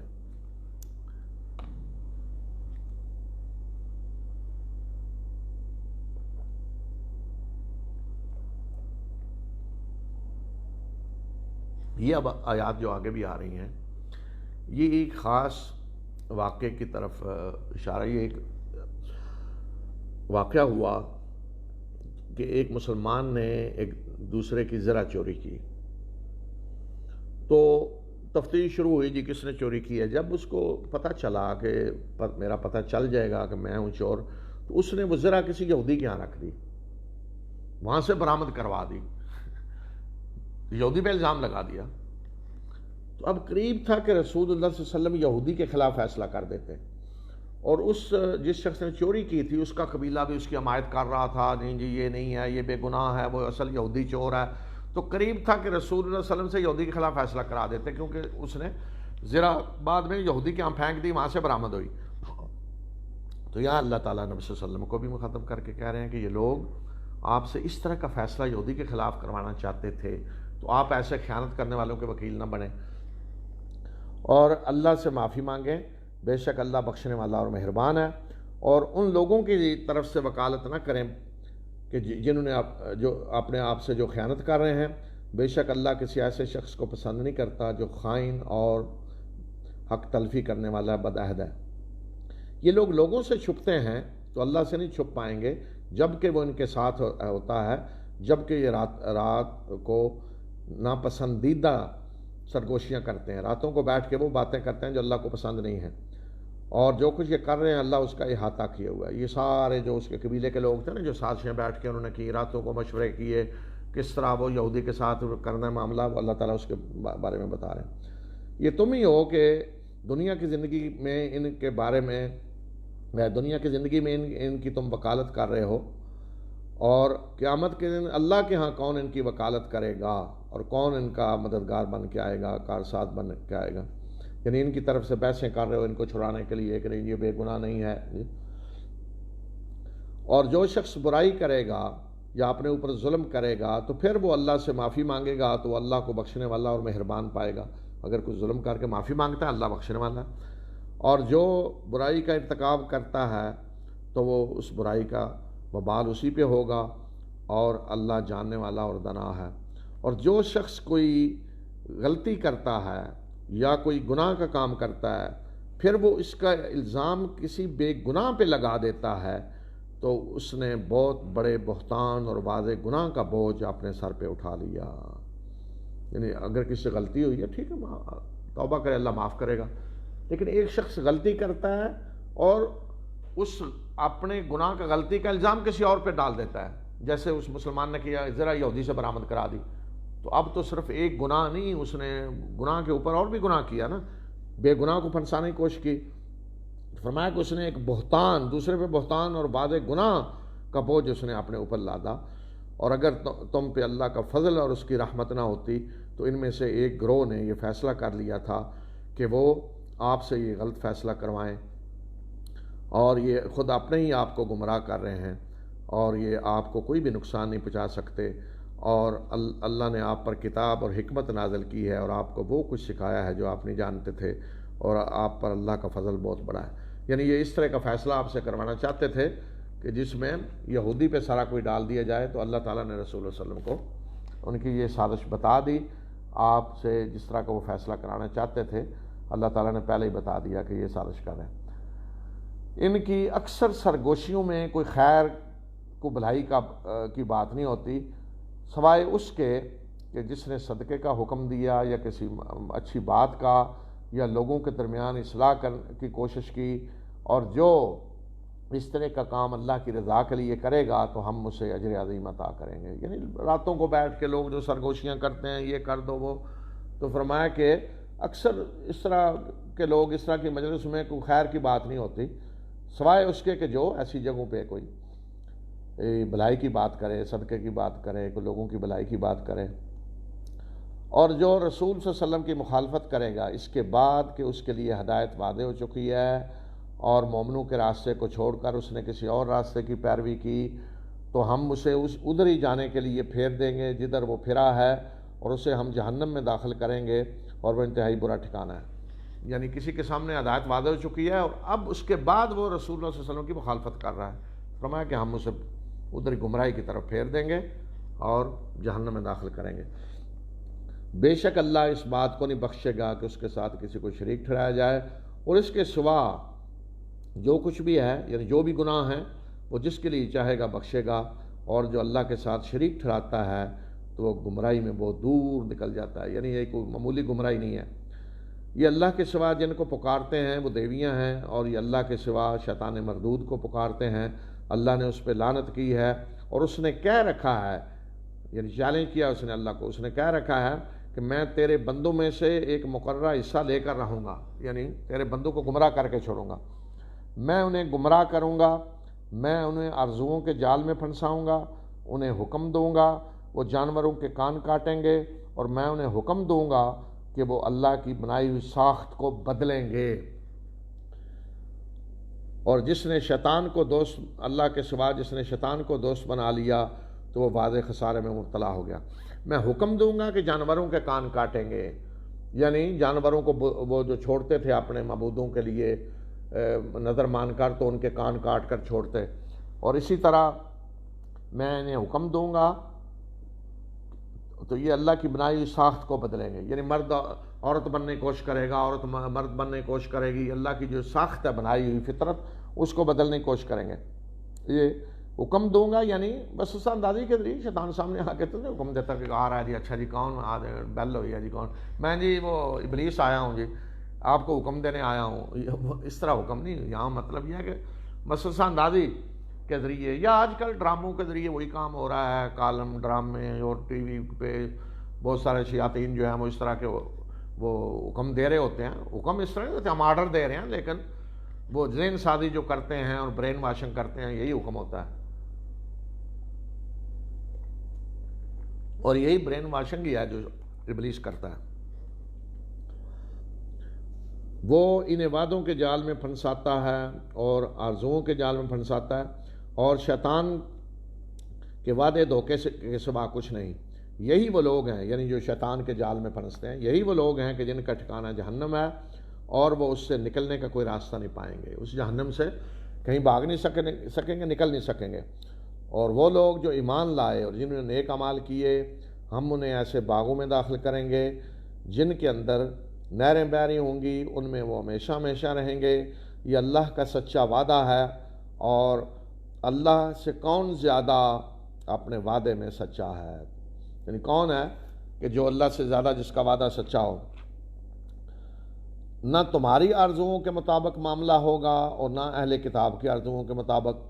جو بھی برائی کرے گا اسے اس کی سزا دی جائے گی، اور وہ اللہ کے مقابلے میں کوئی اپنا حامی و مددگار نہیں پائے گا۔ نہ تمہاری آرزویں، یعنی ہماری جو مسلمانوں کی یہ آرزویں ہیں نا جی، کہ ہم جی وہ اللہ کے محبوب کی امت ہیں تو ہم تو بخشے ہوئے ہیں، ہم نے تو نہیں جانا وہ جی مرشد صاحب آ کے چھڑا لیں گے، کرتے رہیں آرزویں جی، جیسے کہتے ہیں خواب دیکھنے کو پابندی نہیں، تو آرزوؤں پہ پابندی نہیں، کرتے رہیں۔ تو فرمایا کہ نہ تمہاری آرزوؤں کے مطابق معاملہ ہونا ہے، نہ اہل کتاب کے۔ اہل کتاب کی آرزویں آگے بھی آ رہی ہے، پیچھے بھی، کہ ہم اللہ کے پیارے اور چہتے ہیں، آرزویں ہیں نا، ہم نے جنت میں جانا ہے، کر لیں آرزویں۔ فرمایا کہ نہ تمہاری آرزوؤں پہ معاملہ ہونا ہے، نہ اہل کتاب کی، جو برائی کرے گا جوتے پڑیں گے، اسے مار کھائے گا، سزا ملے گی، اور پھر اللہ کے مقابلے میں کوئی ولی اور مددگار نہیں، کوئی آگے اس کی سرپرستی کرنے والا نہیں ہوگا، چھڑانے والا نہیں ہوگا، کوئی ضمانت کروانے والا نہیں ہوگا، کوئی وکیل صاحب بڑے سے بڑے، کوئی پیر صاحب، کوئی نہیں آئیں گے ضمانت کرانے، نہ مدد کے لیے۔ اور جو نیک عمل کریں گے، خواہ وہ مرد ہوں یا عورت، بشرطے کہ وہ مومن ہوں، تو یہی لوگ ہیں جو جنت میں داخل ہوں گے، اور ان کے ساتھ کوئی رتی برابر کوئی زیادتی نہیں کی جائے گی، کوئی حق تلفی نہیں ہوگی کہ کوئی عمل ان کا رہ گیا ریکارڈ میں نہیں آیا، نمبر پورے پورے ملیں گے، خواہ مرد ہو یا عورت جو نیک عمل کرے گا بشرطے کہ مومن ہو۔ اس کا مطلب ہے کہ نیک عمل وہی قبول ہے جو ایمان کے ساتھ ہو، اس کے بغیر کوئی عمل نیک عمل نہیں ہوتا۔ اور دین کے لحاظ سے اس سے اچھا شخص کون ہے کہ جس نے اپنا چہرہ اللہ کی طرف پھیر دیا، اپنا رخ اللہ کی طرف پھیر دیا، یعنی اپنے آپ کو اللہ کے سپرد کر دیا، اور بشرطے کہ وہ محسن بہترین عمل کرنے والا ہو، اور جس نے ملت ابراہیمی کی پیروی کی، وہ ابراہیم جو یکسو تھا، صرف اللہ کی عبادت کرنے والا، اور اللہ نے ابراہیم کو دوست بنایا ہے، خلیل واتخذ اللہ ابراہیم خلیل۔ خلیل جو ہے یہ دوستی کا سب سے بڑا درجہ ہوتا ہے، ایک نا عام دوست، خلیل سب سے گہری دوستی جو ہے نا وہ ہے خلیل ہونا۔ اللہ نے ابراہیم کو خلیل بنایا، اپنا دوست بنایا۔ تو سب سے بہترین دین کیا ہے کہ اپنے آپ کو اللہ کے حوالے کر دیں، اللہ کے آگے جھک جائیں، سر تسلیم خم، جو اللہ کا حکم ہے بجا لائیں گے، بس قل ان صلاتی و نسکی و محیایا، میری نماز، میری زندگی، مرنا، سب کچھ رب العالمین کے لیے ہے، بس میرا سب کچھ میرے رب کے لیے۔ یہ بہترین دین، اور ساتھ بہترین عمل ہو، وہ محسن، ہر کام اعلیٰ طریقے سے کیا جائے۔ اللہ ہی کا ہے جو کچھ آسمانوں میں ہے اور جو زمین میں ہے، اور اللہ ہر چیز کا احاطہ کیے ہوئے ہے۔ لوگ آپ سے عورتوں کے بارے میں فتویٰ مانگتے ہیں، کہہ دیجئے کہ اللہ تمہیں ان عورتوں کے بارے میں بھی فتویٰ دیتا ہے، اور اس کے بارے میں بھی جو کتاب میں آیات تمہیں سنائی گئی ہیں، ان یتیم عورتوں کے ان یتیم بچیوں کے بارے میں کہ جنہیں تم وہ کچھ نہیں دیتے جو ان کے لیے لکھا گیا ہے، یعنی مہر ان کا، اور تم ان سے نکاح کرنا چاہتے ہو، اور ان بے سہارا بچوں کے لیے بھی کہ تم ان یتیموں کے ساتھ انصاف کا برتاؤ کرو، اور جو کچھ بھلائی بھی تم کرو گے تو بے شک اللہ اسے جاننے والا ہے۔ تو یہ ایک سوال تھا، وہ سوال آگے آ رہا ہے، عورتوں کے بارے میں فتویٰ پوچھتا۔ اللہ تعالیٰ فرمایا فتویٰ وہ تو ٹھیک ہے تمہیں ہم بتاتے ہیں آگے، لیکن اور بات بھی ذرا تمہیں یاد دلاتے ہیں۔ وہ کیا کہ وہ عورتیں جن کے تم سرپرست ہو، ان کے خامدوں کے شہید ہونے اور مرنے کے بعد، وہ یتیم بچیاں ہیں تمہاری سرپرستی میں، خصوصاً بچیاں، یتیم بچیاں، اور تم ان سے نکاح کرنا چاہتے ہو۔ وہ کہتے ہو جی گھر کی بچیاں ہیں، تو مہر نہیں دینا چاہتے، مہر کے تھوڑا سا مہر رکھا، جی گھر کی بچی ہے، جیسے قبضہ کر لیا، یا نکاح نہیں کرتے کہ نکاح کر کے دیں گے تو ان کی وراثت بھی ساتھ جائے گی، جی تو نکاح ہی نہیں کرتے، جس سے گھر میں انہیں رکھ لیتے، جیسے آج قرآن سے نکاح کر دیے جاتے ہیں۔ جی کیوں قرآن سے نکاح کی وجہ کیا ہے کہ وہ لڑکی کسی ایسے باپ کی ہے جس کے یہاں سینکڑوں ایکڑ کئی مربع زمین ہے، اور وہ زمین ساری ساتھ جائے گی، اگر نکاح کیا تو بس یہ ہم نے قرآن سے نکاح کر دیا۔ تو یہ لوگ کر رہے تھے کہ یتیم جو بچیاں تھیں خصوصاً، یا تو ان سے کہتے جی خود ہی نکاح کر لیتے ہیں، ٹھیک ہے کر لیں، لیکن مہر تو دیں نا، ان کے حقوق دیں، وہ نہیں دیتے تھے، یا نکاح کرتے ہی نہیں تھے۔ تو فرمایا کہ ان کے بارے میں بھی اللہ تمہیں تاکید کرتا ہے کہ انصاف کے ساتھ ان کے ساتھ معاملہ کرو، اور اسی طرح جو بے سہارا یتیم بچے ہیں ان کے بھی حقوق دو۔ اب آگے وہ اصل فتویٰ آ رہا ہے جو پوچھا گیا تھا، اس کا جواب دیا۔ اگر کسی عورت کو اپنے شوہر سے بے رخی اور بے پرواہی کا اندیشہ ہو تو وہ آپس میں اپنے درمیان کوئی اصلاح کر لیں تو بہتر ہے، اور صلح جو ہے اصلاح بہتر ہے، اور حرص جو ہے وہ انسانی نفس میں رچی بسی ہے۔ ویسے تو انسانی فطرت میں حرص رچی بسی ہے، انسان چاہتا ہے کہ ہر چیز حاصل کرے، اور اگر تم بہترین عمل کرو گے اور تقوی اختیار کرو گے تو جو کچھ تم کرتے ہو اللہ کو اس کی خبر ہے، اور تم قطعاً عدل نہیں کر سکتے عورتوں کے درمیان، اگرچہ تم کتنی اس کی کوشش کرو، تو یہ نہیں ہونا چاہیے کہ کسی ایک کی طرف ہی جھک جاؤ اور دوسری کو بالکل معلق چھوڑ دو، اور اگر تم اصلاح کرو اور تقوی اختیار کرو تو بے شک اللہ بخشنے والا اور مہربان ہے۔ تو یہ ایسی حالت ہے کہ مثلا کسی آدمی کی 2 بیویاں ہیں، 3 ہیں، تو اب ایک جو ہے وہ بوڑھی ہے یا بیمار ہے یا کوئی اس طرح کی حالت ہے، تو وہ حقوق برابر ہونے چاہیے۔ تو اب مرد جو ہے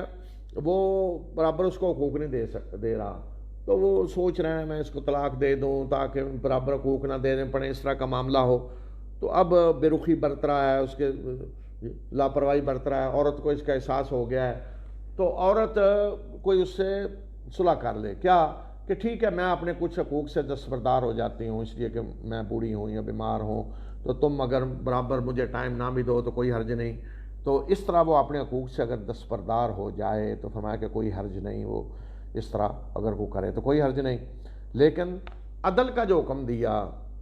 تو فرمایا کہ اگر تم چاہو بھی تو پورا حق تو ادا نہیں کر سکتے کہ بالکل ہر چیز تول کے برابر، لیکن اس طرح نہیں ہونا چاہیے کہ سارا جھکاؤ ایک بیوی کی طرف ہو جائے اور دوسری لٹکی ہوئی ہے، نہ وہ مطلقہ ہے اور نہ وہ شادی شدہ ہے، یہ نہیں ہونا چاہیے، ظاہری عدل پورا ہونا چاہیے۔ رسول اللہ صلی اللہ علیہ وسلم بھی ظاہری عدل آپ نے کیا، ٹائم برابر دیا، سارے حقوق، اور آپ پھر فرمایا کرتے تھے کہ اے اللہ یہ ہے جس پہ مجھے قدرت ہے، اور جس پہ مجھے قدرت نہیں ہے اس پہ مواخذہ نہ کرنا، یعنی دل کا مائل ہونا، دل کسی کی طرف زیادہ مائل ہو سکتا ہے لیکن ظاہری طور پہ عدل برابر ہونا چاہیے۔ تو یہ فرمایا کہ پورا حق تو نہیں ادا ہو سکتا، لیکن ظلم یہ ہے کہ ایک کی طرف پورا مائل ہو جاؤ اور دوسری بالکل لٹکی ہوئی، یہ نہیں ہونا چاہیے۔ اور اس کے باوجود اگر فرمایا کہ نہیں نباہ ہوتا اور عورت طلاق لینا چاہتی یا مرد طلاق دے دیتا ہے تو بہرحال اللہ دونوں کو اپنے فضل سے بے نیاز کرے گا، اور اگر وہ جدا ہو جاتے ہیں مرد عورت تو اللہ ہر ایک کو اپنی وسعت سے بے نیاز کرے گا، اور اللہ بڑی وسعت والا اور دانا ہے۔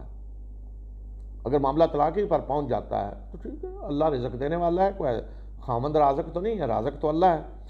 اور اللہ ہی کا ہے جو کچھ آسمانوں میں ہے اور جو کچھ زمین میں ہے۔ اور جن لوگوں کو تم سے پہلے کتاب دی گئی انہیں بھی ہم نے یہی ہدایت کی تھی، اور تمہیں بھی یہی ہدایت کر رہے ہیں کہ اللہ سے ڈرو، اور اگر تم کفر کرو گے تو بے شک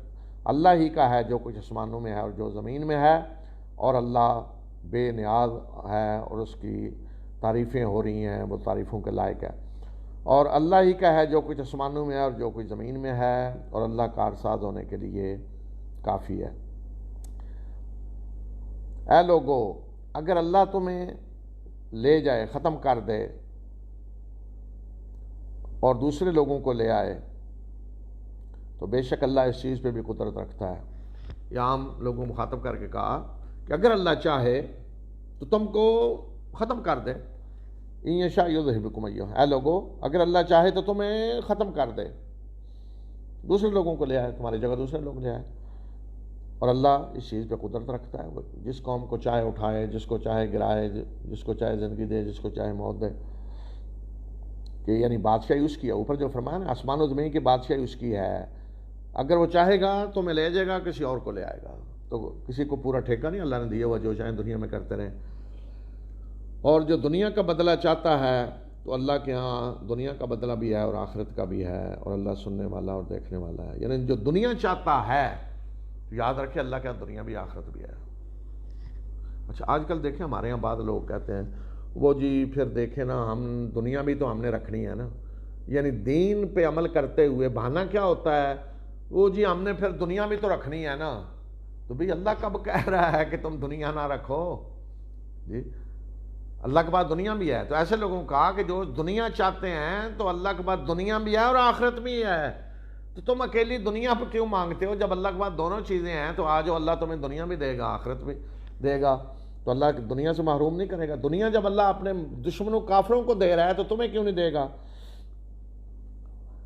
اے لوگوں جو ایمان لائے ہو انصاف کے علمبردار بنو، اللہ کے لیے گواہی دینے والے، اگرچہ اس گواہی کی زد تمہارے اپنے اوپر ہی پڑ رہی ہو یا تمہارے والدین پہ یا قرابت داروں پہ، اگر فریق معاملہ مالدار ہو یا فقیر ہو تو اللہ اس کا زیادہ حقدار ہے، اور تم خواہشات کی پیروی نہ کرو کہ سیدھے راستے سے ہٹ جاؤ،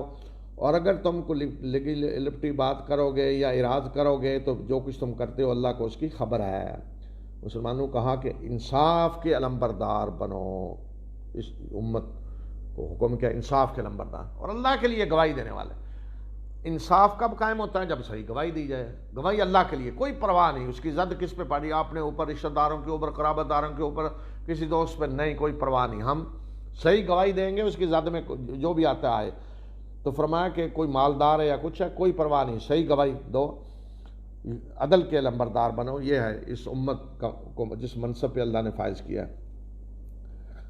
اے لوگو جو ایمان لائے ہو، ایمان لاؤ اللہ پہ اور اس کے رسول پہ اور اس کتاب پہ جو اس نے اپنے رسول پہ نازل کی، اور اس کتاب پہ جو اس نے پہلے نازل کی یعنی تورات انجیل۔ اور جو اللہ کا کفر کرے گا اور اس کے فرشتوں کا اور اس کی کتابوں کا اور اس کے رسولوں کا اور آخرت کے دن کا، تو وہ گمراہی، دور کی گمراہی میں جا پڑا۔ یہ ہیں چیزیں جن پر ایمان لانا ضروری ہے، یعنی اللہ، اس کے فرشتے، کتابیں، رسول، آخرت، یہ ایمان کے ارکان ہیں۔ ان میں سے کسی پہ بھی اگر کوئی ایمان نہ لائے تو وہ مسلمان نہیں ہو سکتا۔ کچھ ایک رسول کا بھی انکار کر دے جن کا ذکر باقاعدہ قرآن میں آیا تو وہ مسلمان نہیں ہو سکتا۔ فرشتوں پر ایمان لانا ضروری ہے۔ تو یہ فرمایا جو انکار کرے گا اللہ کا، فرشتوں کا، کتابوں کا، رسولوں کا، یوم آخرت، تو وہ گمراہی میں بہت دور نکل گیا، چھوٹی سی گمراہی نہیں ہے۔ بے شک وہ لوگ جو ایمان لائے پھر انہوں نے کفر کیا، پھر ایمان لائے پھر کفر کیا، پھر کفر میں اور زیادہ بڑھ گئے، تو اللہ انہیں بخشنے والا نہیں ہے اور نہ ہی اللہ ان کی سیدھے راستے کی طرف رہنمائی کرے گا۔ منافقوں کو خوشخبری دے دیں کہ ان کے لیے دردناک عذاب ہے۔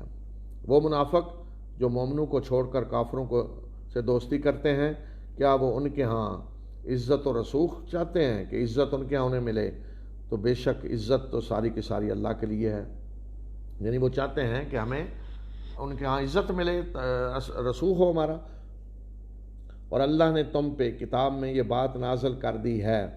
کہ جب تم یہ سنو کہ اللہ کی آیات کا انکار کیا جا رہا ہے یا ان کا مذاق اڑایا جا رہا ہے، تو تم ایسے لوگوں کے ساتھ نہ بیٹھو جب تک کہ وہ کسی اور بات میں مشغول نہ ہو جائیں۔ اگر تم ایسے لوگوں کے ساتھ بیٹھو گے تو تم بھی ان کی طرح ہو جاؤ گے۔ بے شک اللہ منافقوں اور کافروں کو سب کو جہنم میں جمع کرنے والا ہے۔ یہ اللہ کا حکم ہے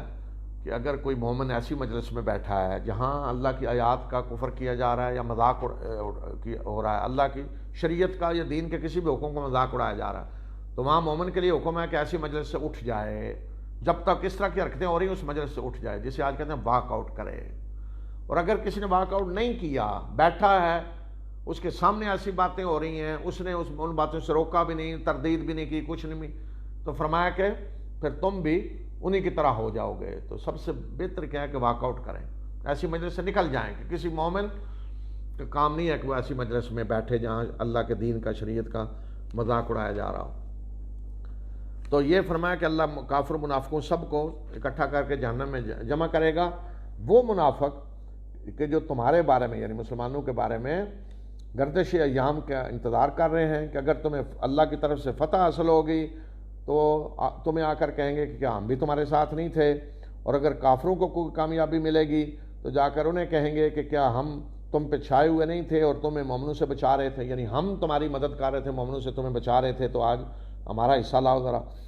اللہ تمہارے درمیان قیامت کے دن فیصلہ کرے گا، اور اللہ کافروں کے لیے مومنوں پہ کوئی راستہ نہیں رکھے گا، کوئی کامیابی اللہ کافروں کو نہیں دے گا مومنوں پہ۔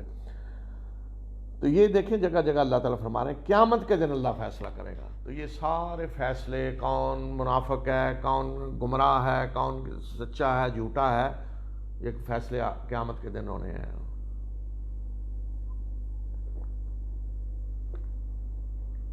یہاں امتحان ہے کہ انسان اپنی عقل سے کام لے کے غور و فکر کر کے پہچانے کہ سچا کون ہے اور جھوٹا کون ہے، جو اللہ نے صلاحیتیں دی ہیں انسان کو۔ ہر ایک کی بات سن کے فیصلہ کرے کون سچا ہے کون جھوٹا ہے، عقل سے کام لے۔ وہ یہاں یہ نہیں ہوگا کہ فرشتے آ کے نازل ہو کے بتائیں یہ سچا ہے یہ جھوٹا ہے،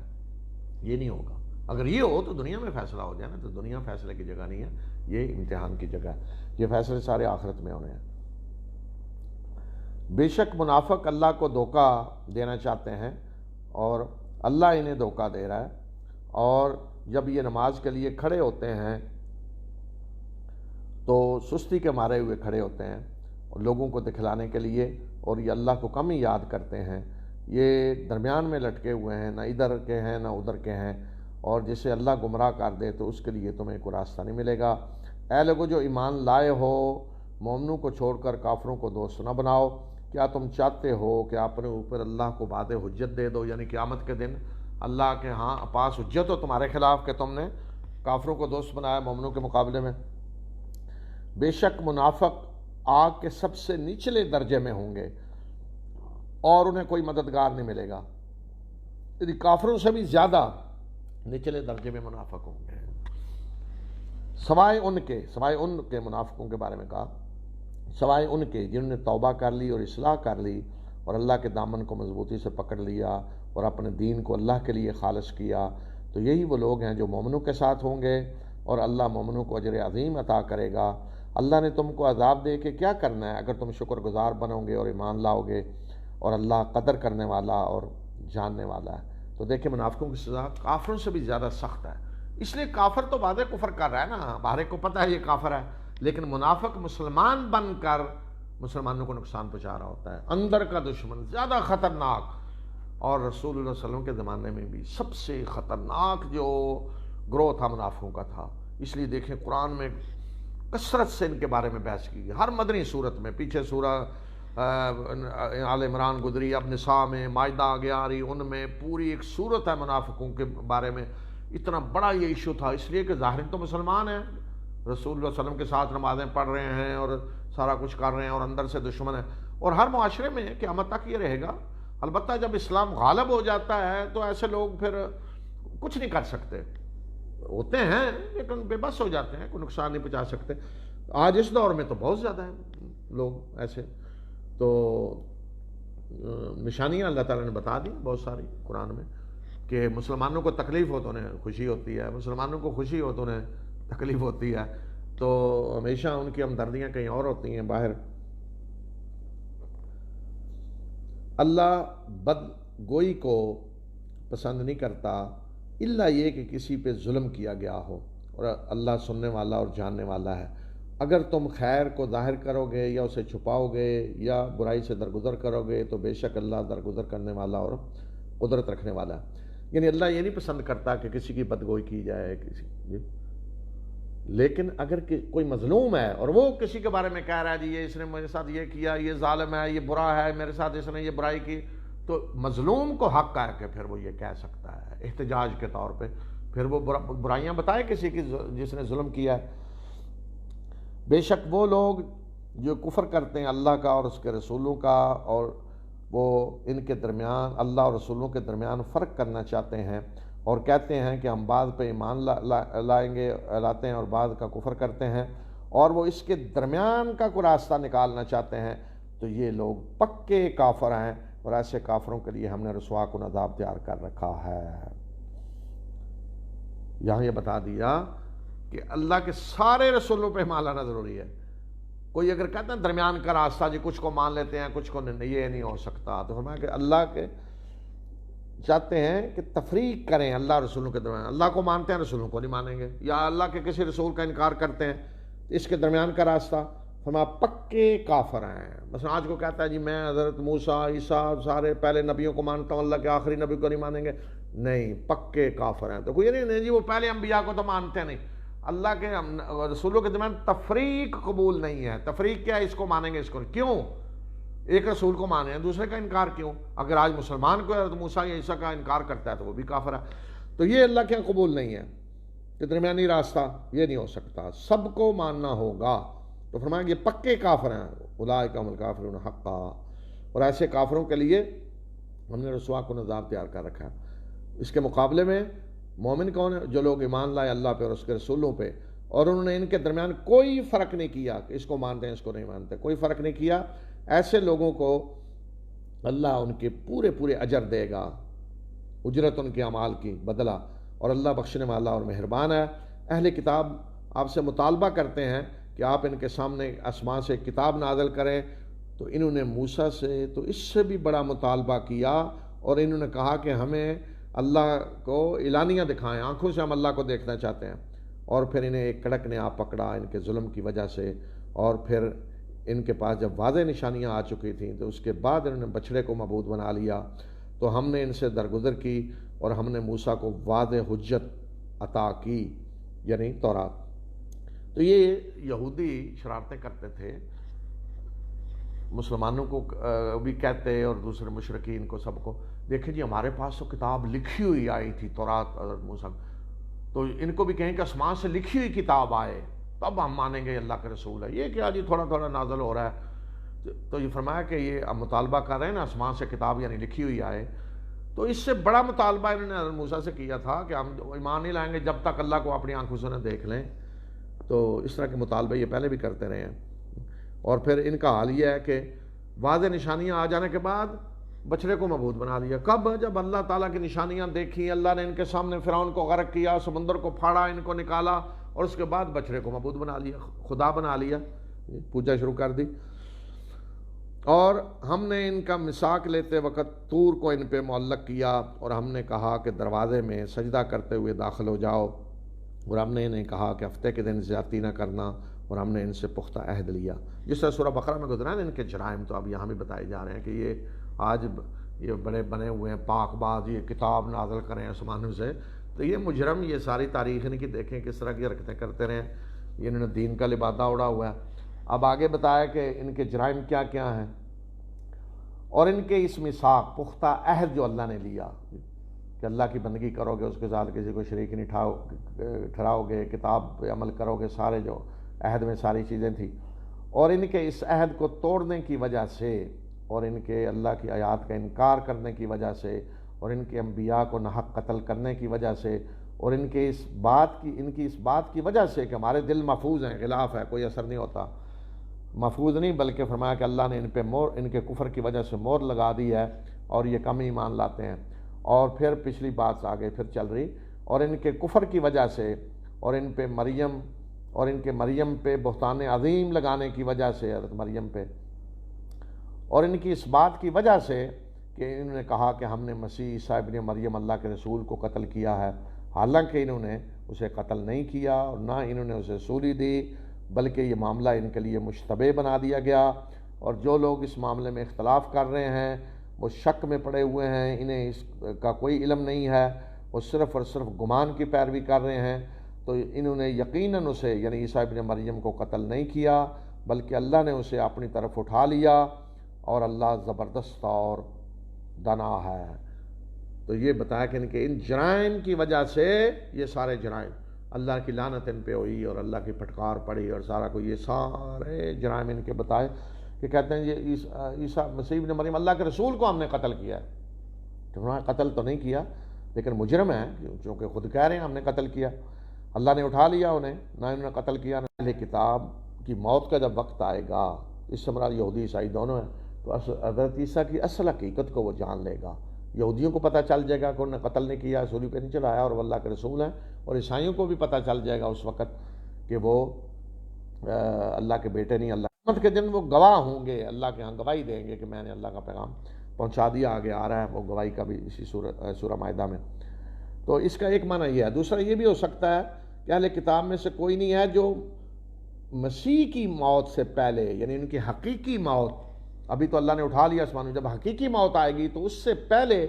وہ ایمان لے آئیں گے. اس وقت, اس کا مطلب اس وقت جو بھی ہوں گے وہ ایمان لے آئیں گے. تو دونوں معنی اس کے ہو سکتے ہیں. اور جو یہودی ہوئے ان کے ظلم کی وجہ سے ہم نے پاکیزہ چیزیں ان پہ حرام کر دیں جو ان کے لیے حلال کی گئی تھیں, اور ان کے اللہ کے راستے سے بہت زیادہ روکنے کی وجہ سے, اور ان کے سود کھانے کی وجہ سے, حالانکہ انہیں اس سے منع کیا گیا تھا, اور ان کے لوگوں کے مال باطل طریقے سے کھانے کی وجہ سے. اور ہم نے ایسے ان میں سے جنہوں نے کفر کیا ان کے لیے دردناک عذاب تیار کر رکھا. یہ پھر جرائم بتائے. تو یہ جو فرمایا کہ ہم نے ان پہ چیزیں حرام کر دیں پاکیزہ جو حلال کی گئی تھی, یہ مطلب نہیں کہ اللہ تعالیٰ وہی کر کے حرام کر دیتا ہے. یہ ان کے لوگ اپنے مذہبی جو ہوتے ہیں نا وہ حرام کرتے جاتے ہیں, تو اللہ تعالیٰ چھوڑ دیتا ہے, بوجھ لاتے ہیں. یہ سزا ملتی ہے اللہ کی طرف سے.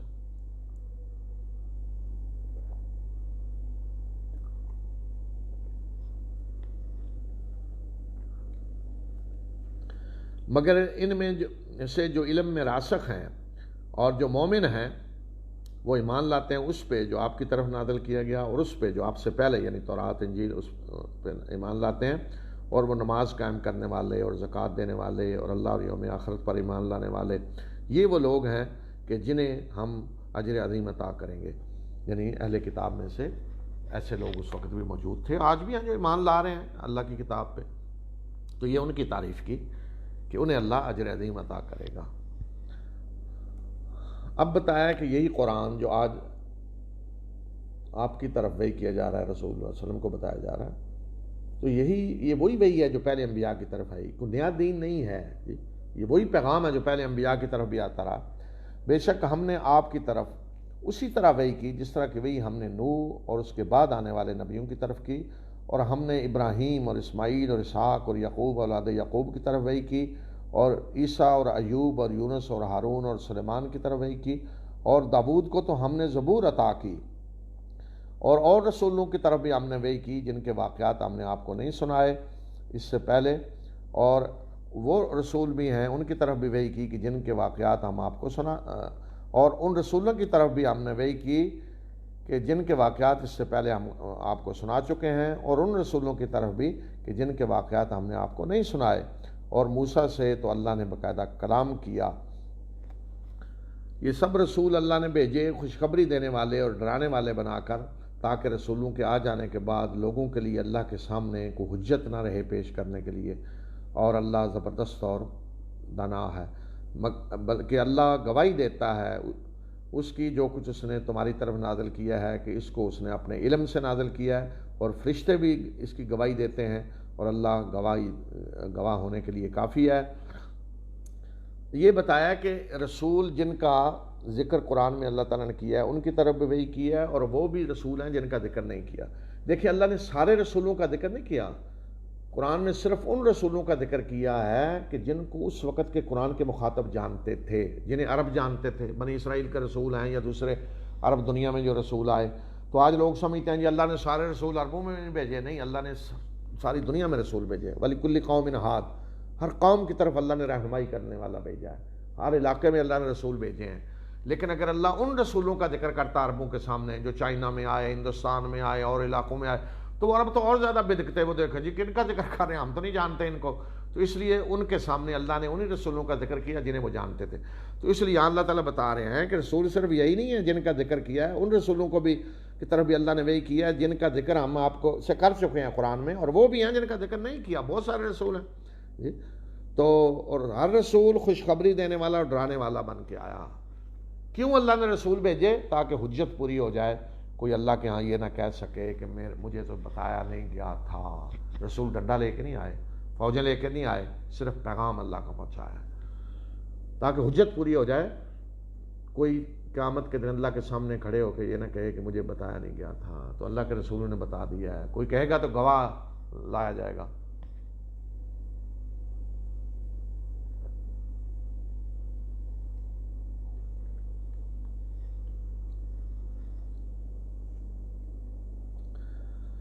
بے شک وہ لوگ جنہوں نے کفر کیا اور اللہ کے راستے سے روکا تو وہ گمراہی میں بہت دور نکل گئے۔ بے شک وہ لوگ جنہوں نے کفر کیا اور ظلم کیا تو اللہ انہیں بخشنے والا نہیں ہے، اور نہ ہی اللہ انہیں کوئی راستہ بتائے گا سوائے جہنم کے راستے کے جس میں وہ ہمیشہ رہیں گے، اور یہ اللہ کے لیے بڑا آسان ہے۔ یعنی کفر بھی کیا اور ساتھ ظلم بھی کیا۔ ایک شخص وہ ہے جو کافر ہے، مسلمانوں پہ کوئی ظلم نہیں کر رہا۔ اس مکہ میں جب مسلمانوں کو ستایا جا رہا تھا تو بہت سارے لوگ ایسے تھے جو کافر تھے، لیکن کسی مسلمان کو نہیں ستایا، انہوں نے کسی کو نہیں چھیڑا۔ کچھ ہیں جو کافر بھی ہیں، ظلم کر رہے ہیں، اللہ کے راستے سے روک رہے ہیں، تو جرم اور زیادہ بڑا ہے۔ آج بھی کئی لوگ ہیں جو صرف کافر ہیں، کئی لوگ ہیں جو کافر ہیں اور ظلم بھی کر رہے ہیں۔ تو فرمایا کہ جنہوں نے کفر بھی کیا اور ظلم بھی کیا ہے تو اللہ انہیں بخشنے والا نہیں ہے، اور نہ اللہ کو راستہ انہیں دکھائے گا۔ لیکن یہ تب ہے کہ جب کوئی اسی حالت میں دنیا سے چلا جاتا ہے۔ لیکن اگر کوئی کافر ہے اور ظلم بھی کر رہا ہے جو کچھ بھی، لیکن اگر اس نے معافی مانگ لی، اللہ سے ایمان لے آیا ہے، تو اللہ بخشنے والا ہے، ختم۔ یہ اس وقت ہے کہ جب کوئی اسی طرح دنیا سے چلا گیا۔ اے لوگو، تمہارے پاس رسول حق لے کر آ چکے ہیں تمہارے رب کی طرف سے، پس ایمان لے آؤ، تمہارے لیے بہتر ہے۔ اور اگر تم کفر کرو گے تو بے شک جو کچھ آسمانوں اور زمین میں ہے وہ اللہ کا ہے، اور اللہ جاننے والا اور دانا ہے۔ اے اہل کتاب، تم اپنے دین میں غلو نہ کرو، اور نہ ہی اللہ کی طرف کوئی ایسی بات منسوب کرو جو غلط ہے۔ بے شک مسیح عیسیٰ ابن مریم اللہ کے رسول ہے اور اس کا فرمان ہے جو اس نے مریم کی طرف القاء کیا اور اس کی طرف سے روح ہیں۔ پس ایمان لاؤ اللہ اور اس کے رسولوں پہ، اور یہ نہ کہو کہ تین خدا ہیں، باز آ جاؤ، تمہارے لیے بہتر ہے، بے شک اللہ ایک ہی الہ ہے، وہ پاک ہے اس سے کہ اس کا کوئی شریک ہو، وہ پاک ہے اس سے کہ اس کا کوئی بیٹا ہو، اسی کا ہے جو کچھ آسمانوں میں ہے جو زمین میں ہے، اور اللہ کارساز ہونے کے لیے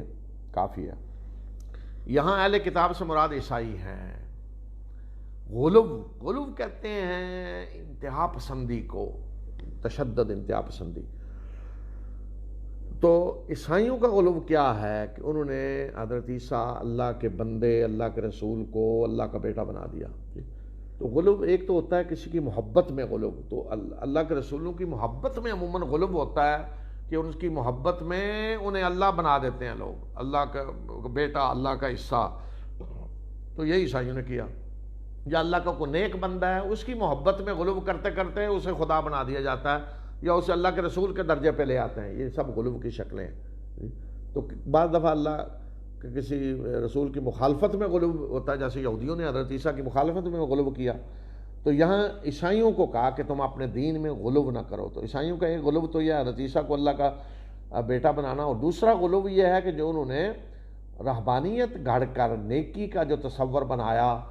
کہ مشقت ساری رہبانیت گھڑ کے دین میں وہ عجیب و غریب بنا دیا، جی وہ بھی ان کا غلو تھا۔ تو یہ اللہ تعالیٰ نے حقیقت حضرت عیسیٰ کی انہیں بتائی کہ یہ مان لو کہ عیسیٰ ابن مریم اللہ کے رسول ہیں، اور فرمان ہے ایک کلمہ جس کے ذریعے ان کی پیدائش ہوئی، اللہ کی طرف سے ایک روح مریم اور روح القدس۔ تو فرمایا باز آ جاؤ، یہ تمہارے لیے بہتر ہے، اللہ ایک ہی الہ ہے، کوئی اس کے سوا الہ نہیں، کوئی اس کا بیٹا نہیں ہے۔ اس کے بیٹے کی اسے کیا ضرورت ہے؟ لہو ما فی السماوات و ما فی الارض، آسمان و زمین کا سب کچھ اسی کا ہے، تو اس کی مخلوق ہے سارے، کوئی بیٹا نہیں ہے اس کا۔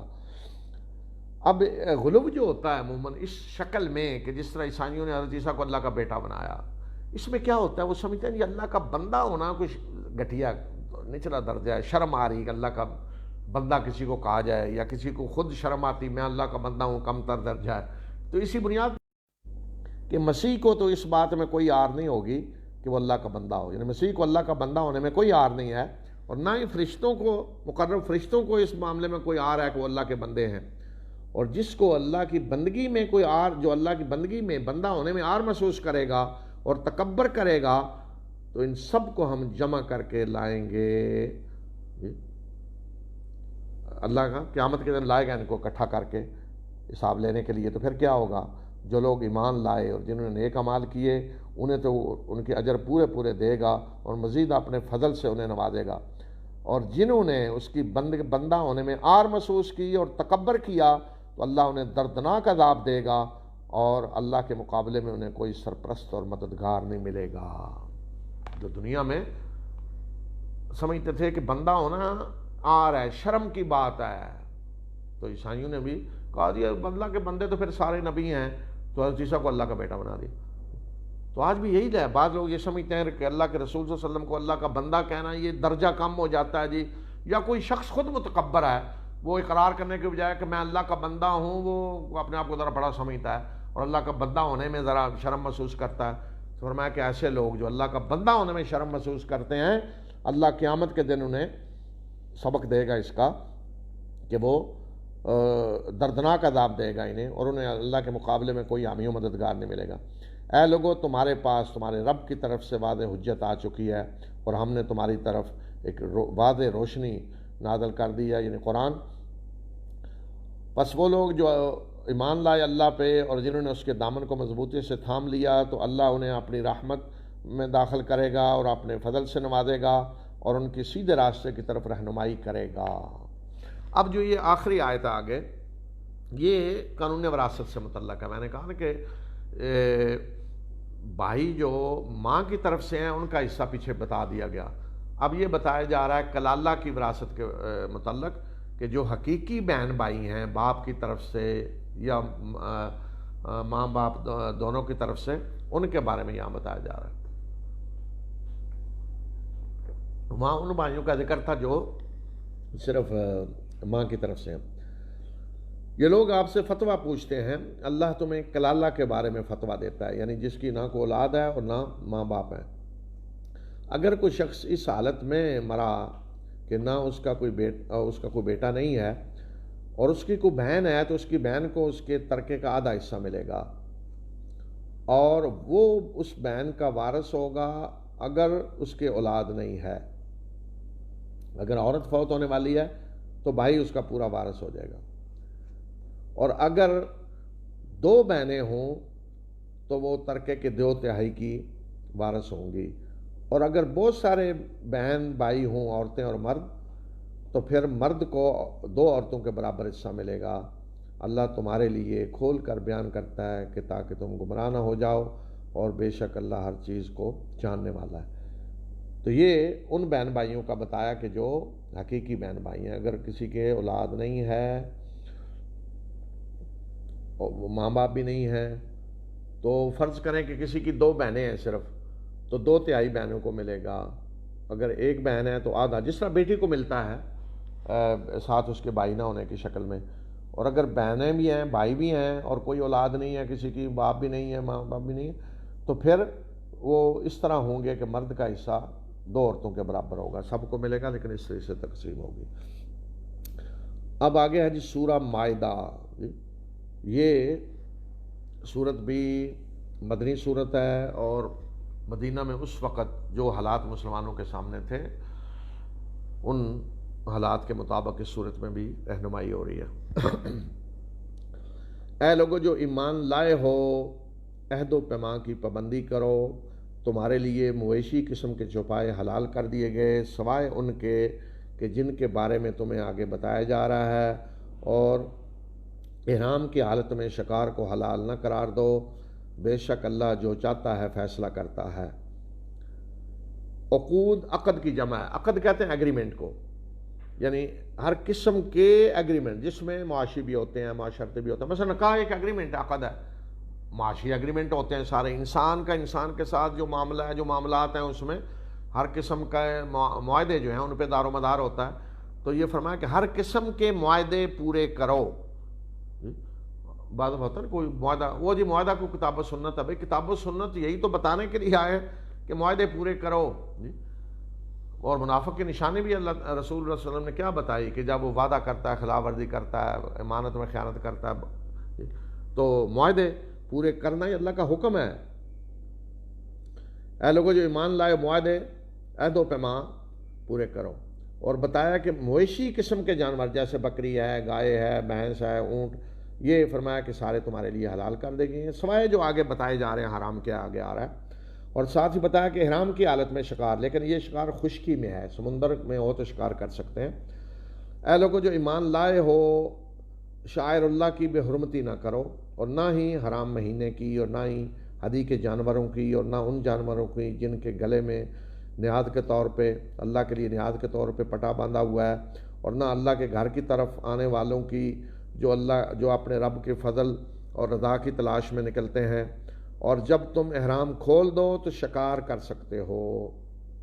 اور کسی قوم کی دشمنی تمہیں اس بات پہ نہ ابھارے کہ انہوں نے تمہیں اللہ کے مسجد حرام سے روکا کہ تم زیادتی کرو۔ نیکی اور تقوی کے کاموں میں تعاون کرو، اور برائی اور زیادتی کے کاموں میں تعاون نہ کرو، اللہ سے ڈرو، بے شک وہ سخت سزا دینے والا ہے۔ شاعر اللہ، شاعرہ کی جمع ہے شاعر، یعنی شاعر اللہ سے مراد وہ جگہ ہیں جو اللہ کی بندگی کے لیے مخصوص ہیں، جیسے صفا ہے، مروہ ہے، اللہ کا گھر ہے۔ تو جو جگہ اللہ کی بندگی کے لیے مخصوص ہو چکی ہیں وہ شاعر اللہ ہیں۔ اسی طرح اونٹ جو اللہ کی قربان ہونے کے لیے جا رہے تھے وہ بھی اس میں آ جاتے ہیں۔ تو اس طرح فرمایا ان میں سے کسی چیز کی حرمتی نہ کرو، یہ مقدس چیزیں، حرام مہینے، ہدی کے جانور جو قربانی جو حج میں جا رہے ہوتے ہیں قربانی کے لیے، جن میں پٹا ڈال کے اللہ کے لیے چھوڑ دیے، اللہ کے قربانی کے لیے جا رہے ہیں، تو یہ ساری چیزیں فرمایا کہ ان کی بے حرمتی نہ کرو۔ اور کسی قوم کی دشمنی تمہیں اس بات پہ نہ ابھارے کہ انہوں نے اللہ کے مسجد حرام سے روکا، قریش اس سے مراد ہے۔ پھر ایک اصولی بات بتائی، یہ مسلمانوں کے لیے ایک اصول ہے قیامت تک کے لیے کہ جو بھی نیکی اور تقوی کا کام ہے اس میں تعاون کرو، ہر ایک سے تعاون کرو۔ آج بین الاقوامی معاملات میں یہی اصول مسلمانوں کو اپنانا چاہیے کہ جہاں بھی نیکی اور تقوی کا معاملہ ہوگا مسلمان اس سے تعاون کریں گے، اور جہاں بھی کوئی حق تلفی اور زیادتی کا معاملہ ہوگا ہم کسی ایسی قرارداد کی حمایت نہیں کریں گے، کہیں ایسی چیز میں تعاون نہیں کریں گے۔ یہ بین الاقوامی تعلقات میں یہ اصول ہے مسلمانوں کے لیے۔ اب بتایا کہ کون سی چیزیں جو حرام کی گئی ہیں۔ تم پہ حرام کر دیا گیا ہے مردار، خون، خنزیر کا گوشت، اور وہ چیز جس پہ غیر اللہ کا نام لیا گیا ہے، اور وہ جانور، یہ المیتہ ہی کی تشریح ہے گویا کہ، اور وہ جانور جو گلا گھٹنے سے مر جائے، یا چوٹ لگنے سے مر جائے، یا گرنے سے مر جائے، یا سینگ لگنے سے مر جائے، اور جس کو کسی درندے نے پھاڑا ہو سوائے اس کے کہ جس کو تم نے ذبح کر لیا، اور وہ جانور کہ جس کو کسی آستانے پہ ذبح کیا گیا ہو، اور یہ بھی حرام ہے کہ تم تیروں کے ذریعے قسمت معلوم کرو، یہ سب کچھ فسق ہے۔ آج کافر تمہارے دین کی طرف سے مایوس ہو چکے ہیں، ان سے نہ ڈرو، مجھ سے ڈرو، آج میں نے تمہارے لیے تمہارے دین کو مکمل کر دیا اور تم پہ اپنی نعمت کو پورا کر دیا، اور میں نے تمہارے لیے اسلام کو دین کے طور پہ پسند کیا۔ بس اگر کوئی شخص بھوک کی وجہ سے مجبور ہو اور وہ گناہ کی طرف مائل ہوئے بغیر کچھ کھا لے تو بے شک اللہ بخشنے والا اور مہربان ہے۔ تو یہ پہلے بھی آیت گزر چکی ہے سورہ بقرہ میں بھی، یہاں صرف یہ اس کی تشریح کر دی میتہ میں کہ جو کوئی دم گھٹنے سے کوئی مر گئی ہے، چوٹ سے جانور مر گیا ہے، کسی جانور نے سینگ مارا ہے، کوئی اونچائی سے گر کے مرا ہے، تو یہ سارے بھی اسی طرح حرام ہوں گے، بے شک وہ اصل میں حلال ہو، الا یہ کہ کسی کو ذبح کر، چوٹ لگی آپ نے ذبح کر لیا، اسی طرح کسی نے درندے نے پھاڑا ہے اور اسی طرح مر گیا تو وہ تو حرام ہے، لیکن اگر اس کو مرنے سے پہلے ذبح کر لیا ہے تو حلال ہے۔ اور جو آستانوں پہ ذبح کیے گئے، یعنی وہ جگہیں جو مخصوص ہوتی ہیں غیر اللہ کی بندگی کے لیے، ایسی جگہیں مشہور جو ہوتی ہیں، وہاں لے جا کر جس جانور کو ذبح کیا گیا ہے، اور اسی طرح اس میں وہ چیزیں بھی آ جائیں گی کہ وہ کھانے جو وہاں لے جا کر تقسیم کیے جاتے ہیں، جو وہاں لے جا کر پکائے جاتے ہیں، جیسے آج مزاروں پہ جا کر جو کھانے وہاں تقسیم ہوتے ہیں، جو وہاں جا کر بکرے وہاں ذبح ہوتے ہیں، وہ یہی حکم ہوگا، اور جو دیگیں پکتی ہیں مزاروں پہ ساری وہ اسی حکم میں آئیں گی۔ وہ لوگ کہتے ہیں جی ہم تو غریبوں کے لیے، بھائی غریبوں کے لیے اللہ کے گھر نہیں ہے، مسجدوں میں جا کے کیوں نہیں تم غریبوں کے لیے تقسیم کرتے؟ اللہ کے گھر کبھی دیکھا مسجدوں میں دیگیں آ رہی غریبوں کے لیے؟ تو یہاں دیگیں دیں نا، غریب آ کے مسجدوں میں کھائیں نا، وہاں کیوں جاتے؟ مزار پہ بکرے کیوں جا کے ذبح ہوتے ہیں؟ مسجدوں میں آؤ نا، اللہ کے گھروں میں جا کے غریبوں کو دو۔ کیوں؟ وہاں جو ذبح ہوتے ہیں وہ اس لیے کہ ان کے کھاتے میں آ جائے صاحب مزار کے کہ فلاں نے جی میرے لیے اتنی دیگیں دی ہیں، اتنے بکرے کیے ہیں، اور تاکہ وہ پھر قیامت کے دن چھڑائیں اور سفارشیں کریں اور دنیا میں بھی وہ مسئلے حل کریں۔ تو وہ کھانے جو آج مزاروں پہ جا کے تقسیم ہوتی ہیں، دیگیں جو بکرے ذبح ہوتے ہیں، وہ یہی حکم ہوگا سارا۔ اور اسی طرح فرمایا کہ تیروں سے قسمت معلوم کرنا، یہ بھی اسی طرح حرام ہے، فسق۔ یہ اسی جبت میں بات کر چکا ہوں، سب ساری چیزیں اس میں آ جاتی ہیں۔ اور یہ آیت بڑی عظیم آیت ہے کہ جس میں اللہ تعالیٰ نے بتایا کہ اس دین کو میں نے تمہارے لیے مکمل کر دیا، وَأَكْمَلْتُ لَكُمْ دِينَكُمْ، آخری آیت یہ نازل ہوئی قرآن کی، تمہارے اوپر نعمت پوری کر دی، شریعت کی نعمت، میں نے تمہارے لیے جس دین کو پسند کیا اس کا نام اسلام ہے۔ اور یہ جو بتایا کہ کافر آج تمہارے دین کے بارے میں مایوس ہو چکے ہیں، کیا مطلب مایوس ہو چکے ہیں؟ کہ اب مایوس ہو چکے ہیں کہ اس دین کو ختم کر لیں گے، اس کا راستہ روک لیں گے، اب مایوس ہو چکے ہیں، اب یہ دین غالب ہو کے رہے گا، ان کی ہمتیں اب جواب دے چکے ہیں۔ تو فرمایا ان سے نہ ڈرو، مجھ سے ڈرو۔ یہ لوگ آپ سے پوچھتے ہیں کہ ان کے لیے کیا حلال کیا گیا ہے، کہہ دیجئے کہ تمہارے لیے سب پاکیزہ چیزیں حلال کر دی گئی ہیں، اور جو تم شکاری جانوروں کو سکھلاتے ہو، سداتے ہو، اس علم میں سے جو سکھلا کر جو علم اللہ نے تمہیں دیا ہے، تو جو شکار وہ تمہارے لیے روک کے رکھیں اس کو کھا لو، اور اس پہ اللہ کا نام لو، اور اللہ سے ڈرو، بے شک اللہ جلد حساب لینے والا ہے۔ تو یہ ایک سوال تھا کیا چیزیں حلال ہیں؟ تو فرمایا سب پاکیزہ چیزیں حلال کر دی گئی۔ اللہ تعالیٰ نے حلال کی فہرست نہیں دی، یہ حلال ہے، حرام کی فہرست دی۔ عموماً مذہبوں میں یہ ہوتا ہے کہ وہ زیادہ تر کوشش کرتے ہیں دنیا کی ساری چیزیں حرام کر لیں، بس تھوڑی سی فہرست حلال کی رکھ لیں الگ۔ تو اللہ تعالیٰ نے یہ معاملہ الٹ وہ کر دیا ان کے لیے، ایسی ذہنیت والوں کے لیے جی کہ سب کچھ حلال ہے، کائنات کی ہر چیز، سب کچھ اللہ نے تمہارے لیے پیدا کیا ہے، سب کچھ حلال ہے، یہ ہے صرف فہرست جو حرام کی دے دی گئی ہے۔ سب پاکیزہ چیزیں حلال ہیں، حرام برات بتا دیا گیا ہے۔ تو آج اگر کوئی کہتا ہے یہ چیز حرام ہے، دلیل کیا ہے کہ حرام کی فہرست میں ہے؟ اچھا کوئی شخص کہتا ہے یہ چیز حرام نہیں ہے،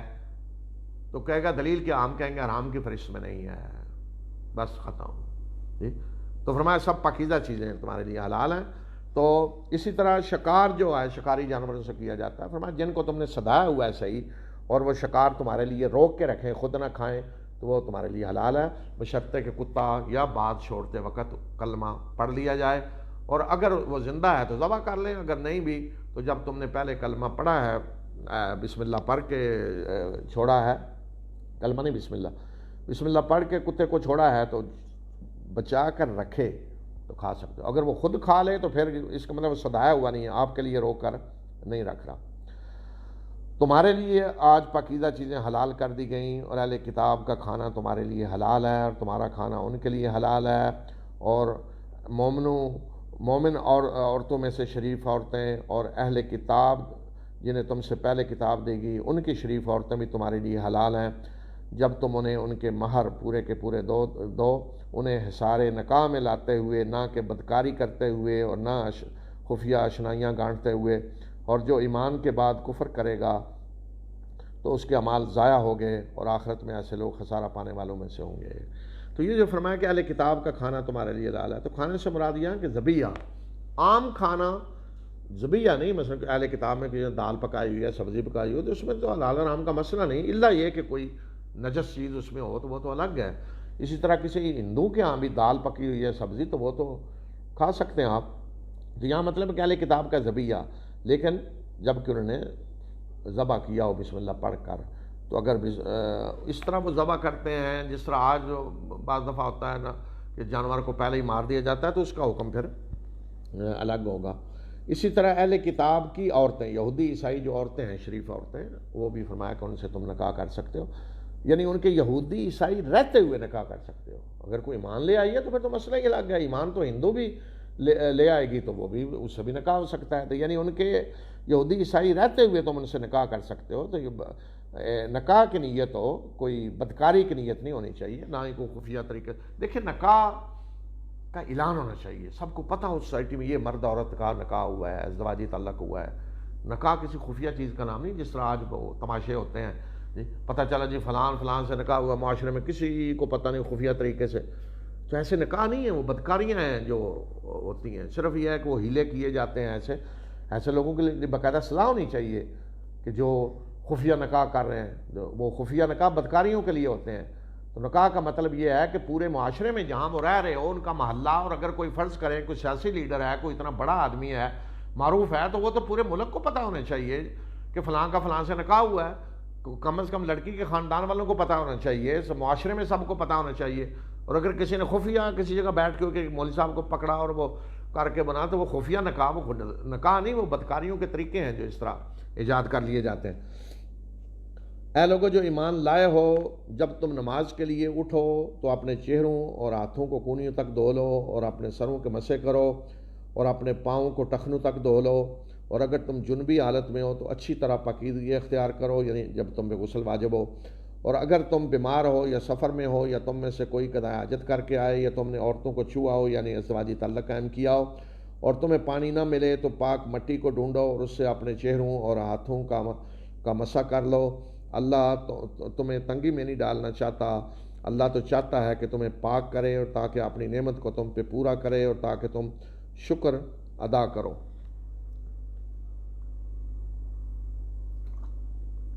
یہ وضو کے فرائض بتائے ہیں کہ کیا کیا چیزیں فرض ہیں، یعنی جب نماز کے لیے اٹھو، جب وضو کی جہاں بھی وضو ضروری ہے، جیسے نماز کے لیے ضروری ہے، تو یہاں فرض چیزیں وضو کی بتائی ہیں، یعنی چہرے کو دھونا، ہاتھوں کو کونیوں تک دھونا، سر کا مسح، اور سر کے ساتھ کان بھی ہیں، کانوں کا اندر سے مسح، باہر سے ایسے، اور پاؤں ٹخنوں تک دھونا، یہ چیزیں فرض ہیں۔ منہ میں کلی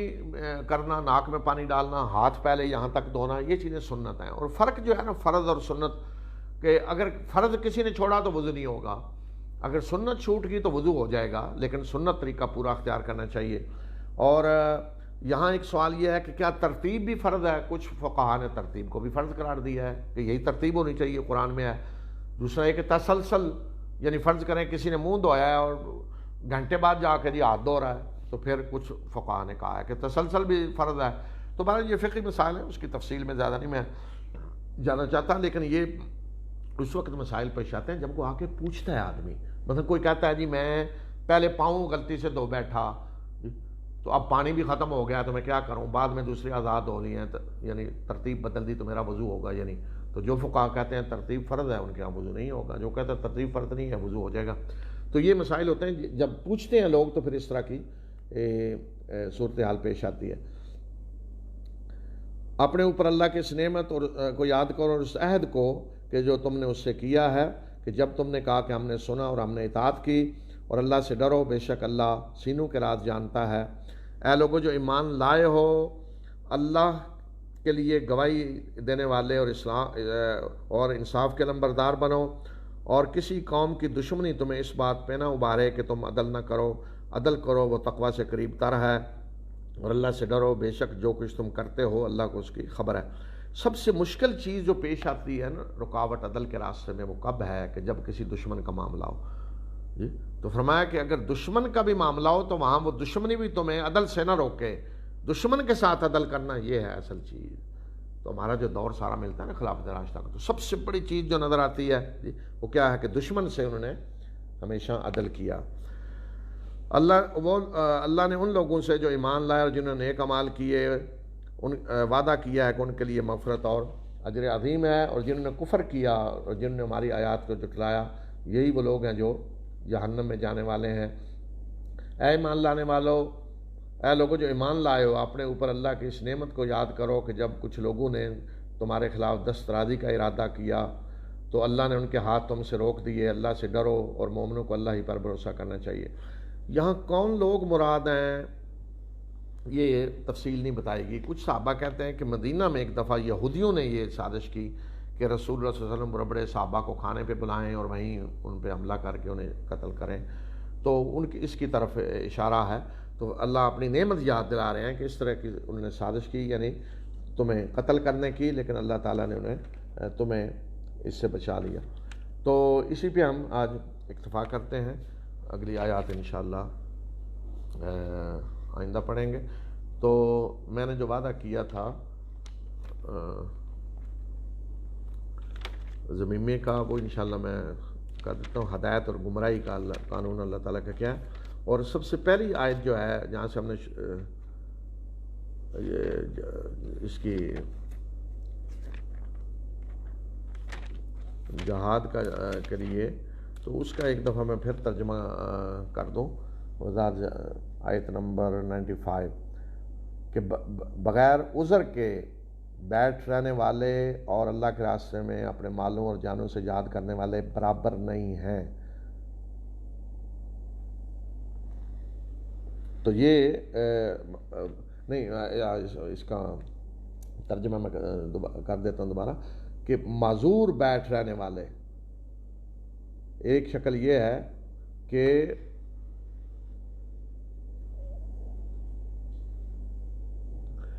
کہ کوئی اللہ جہاد میں بیٹھا ہے، معذور ہے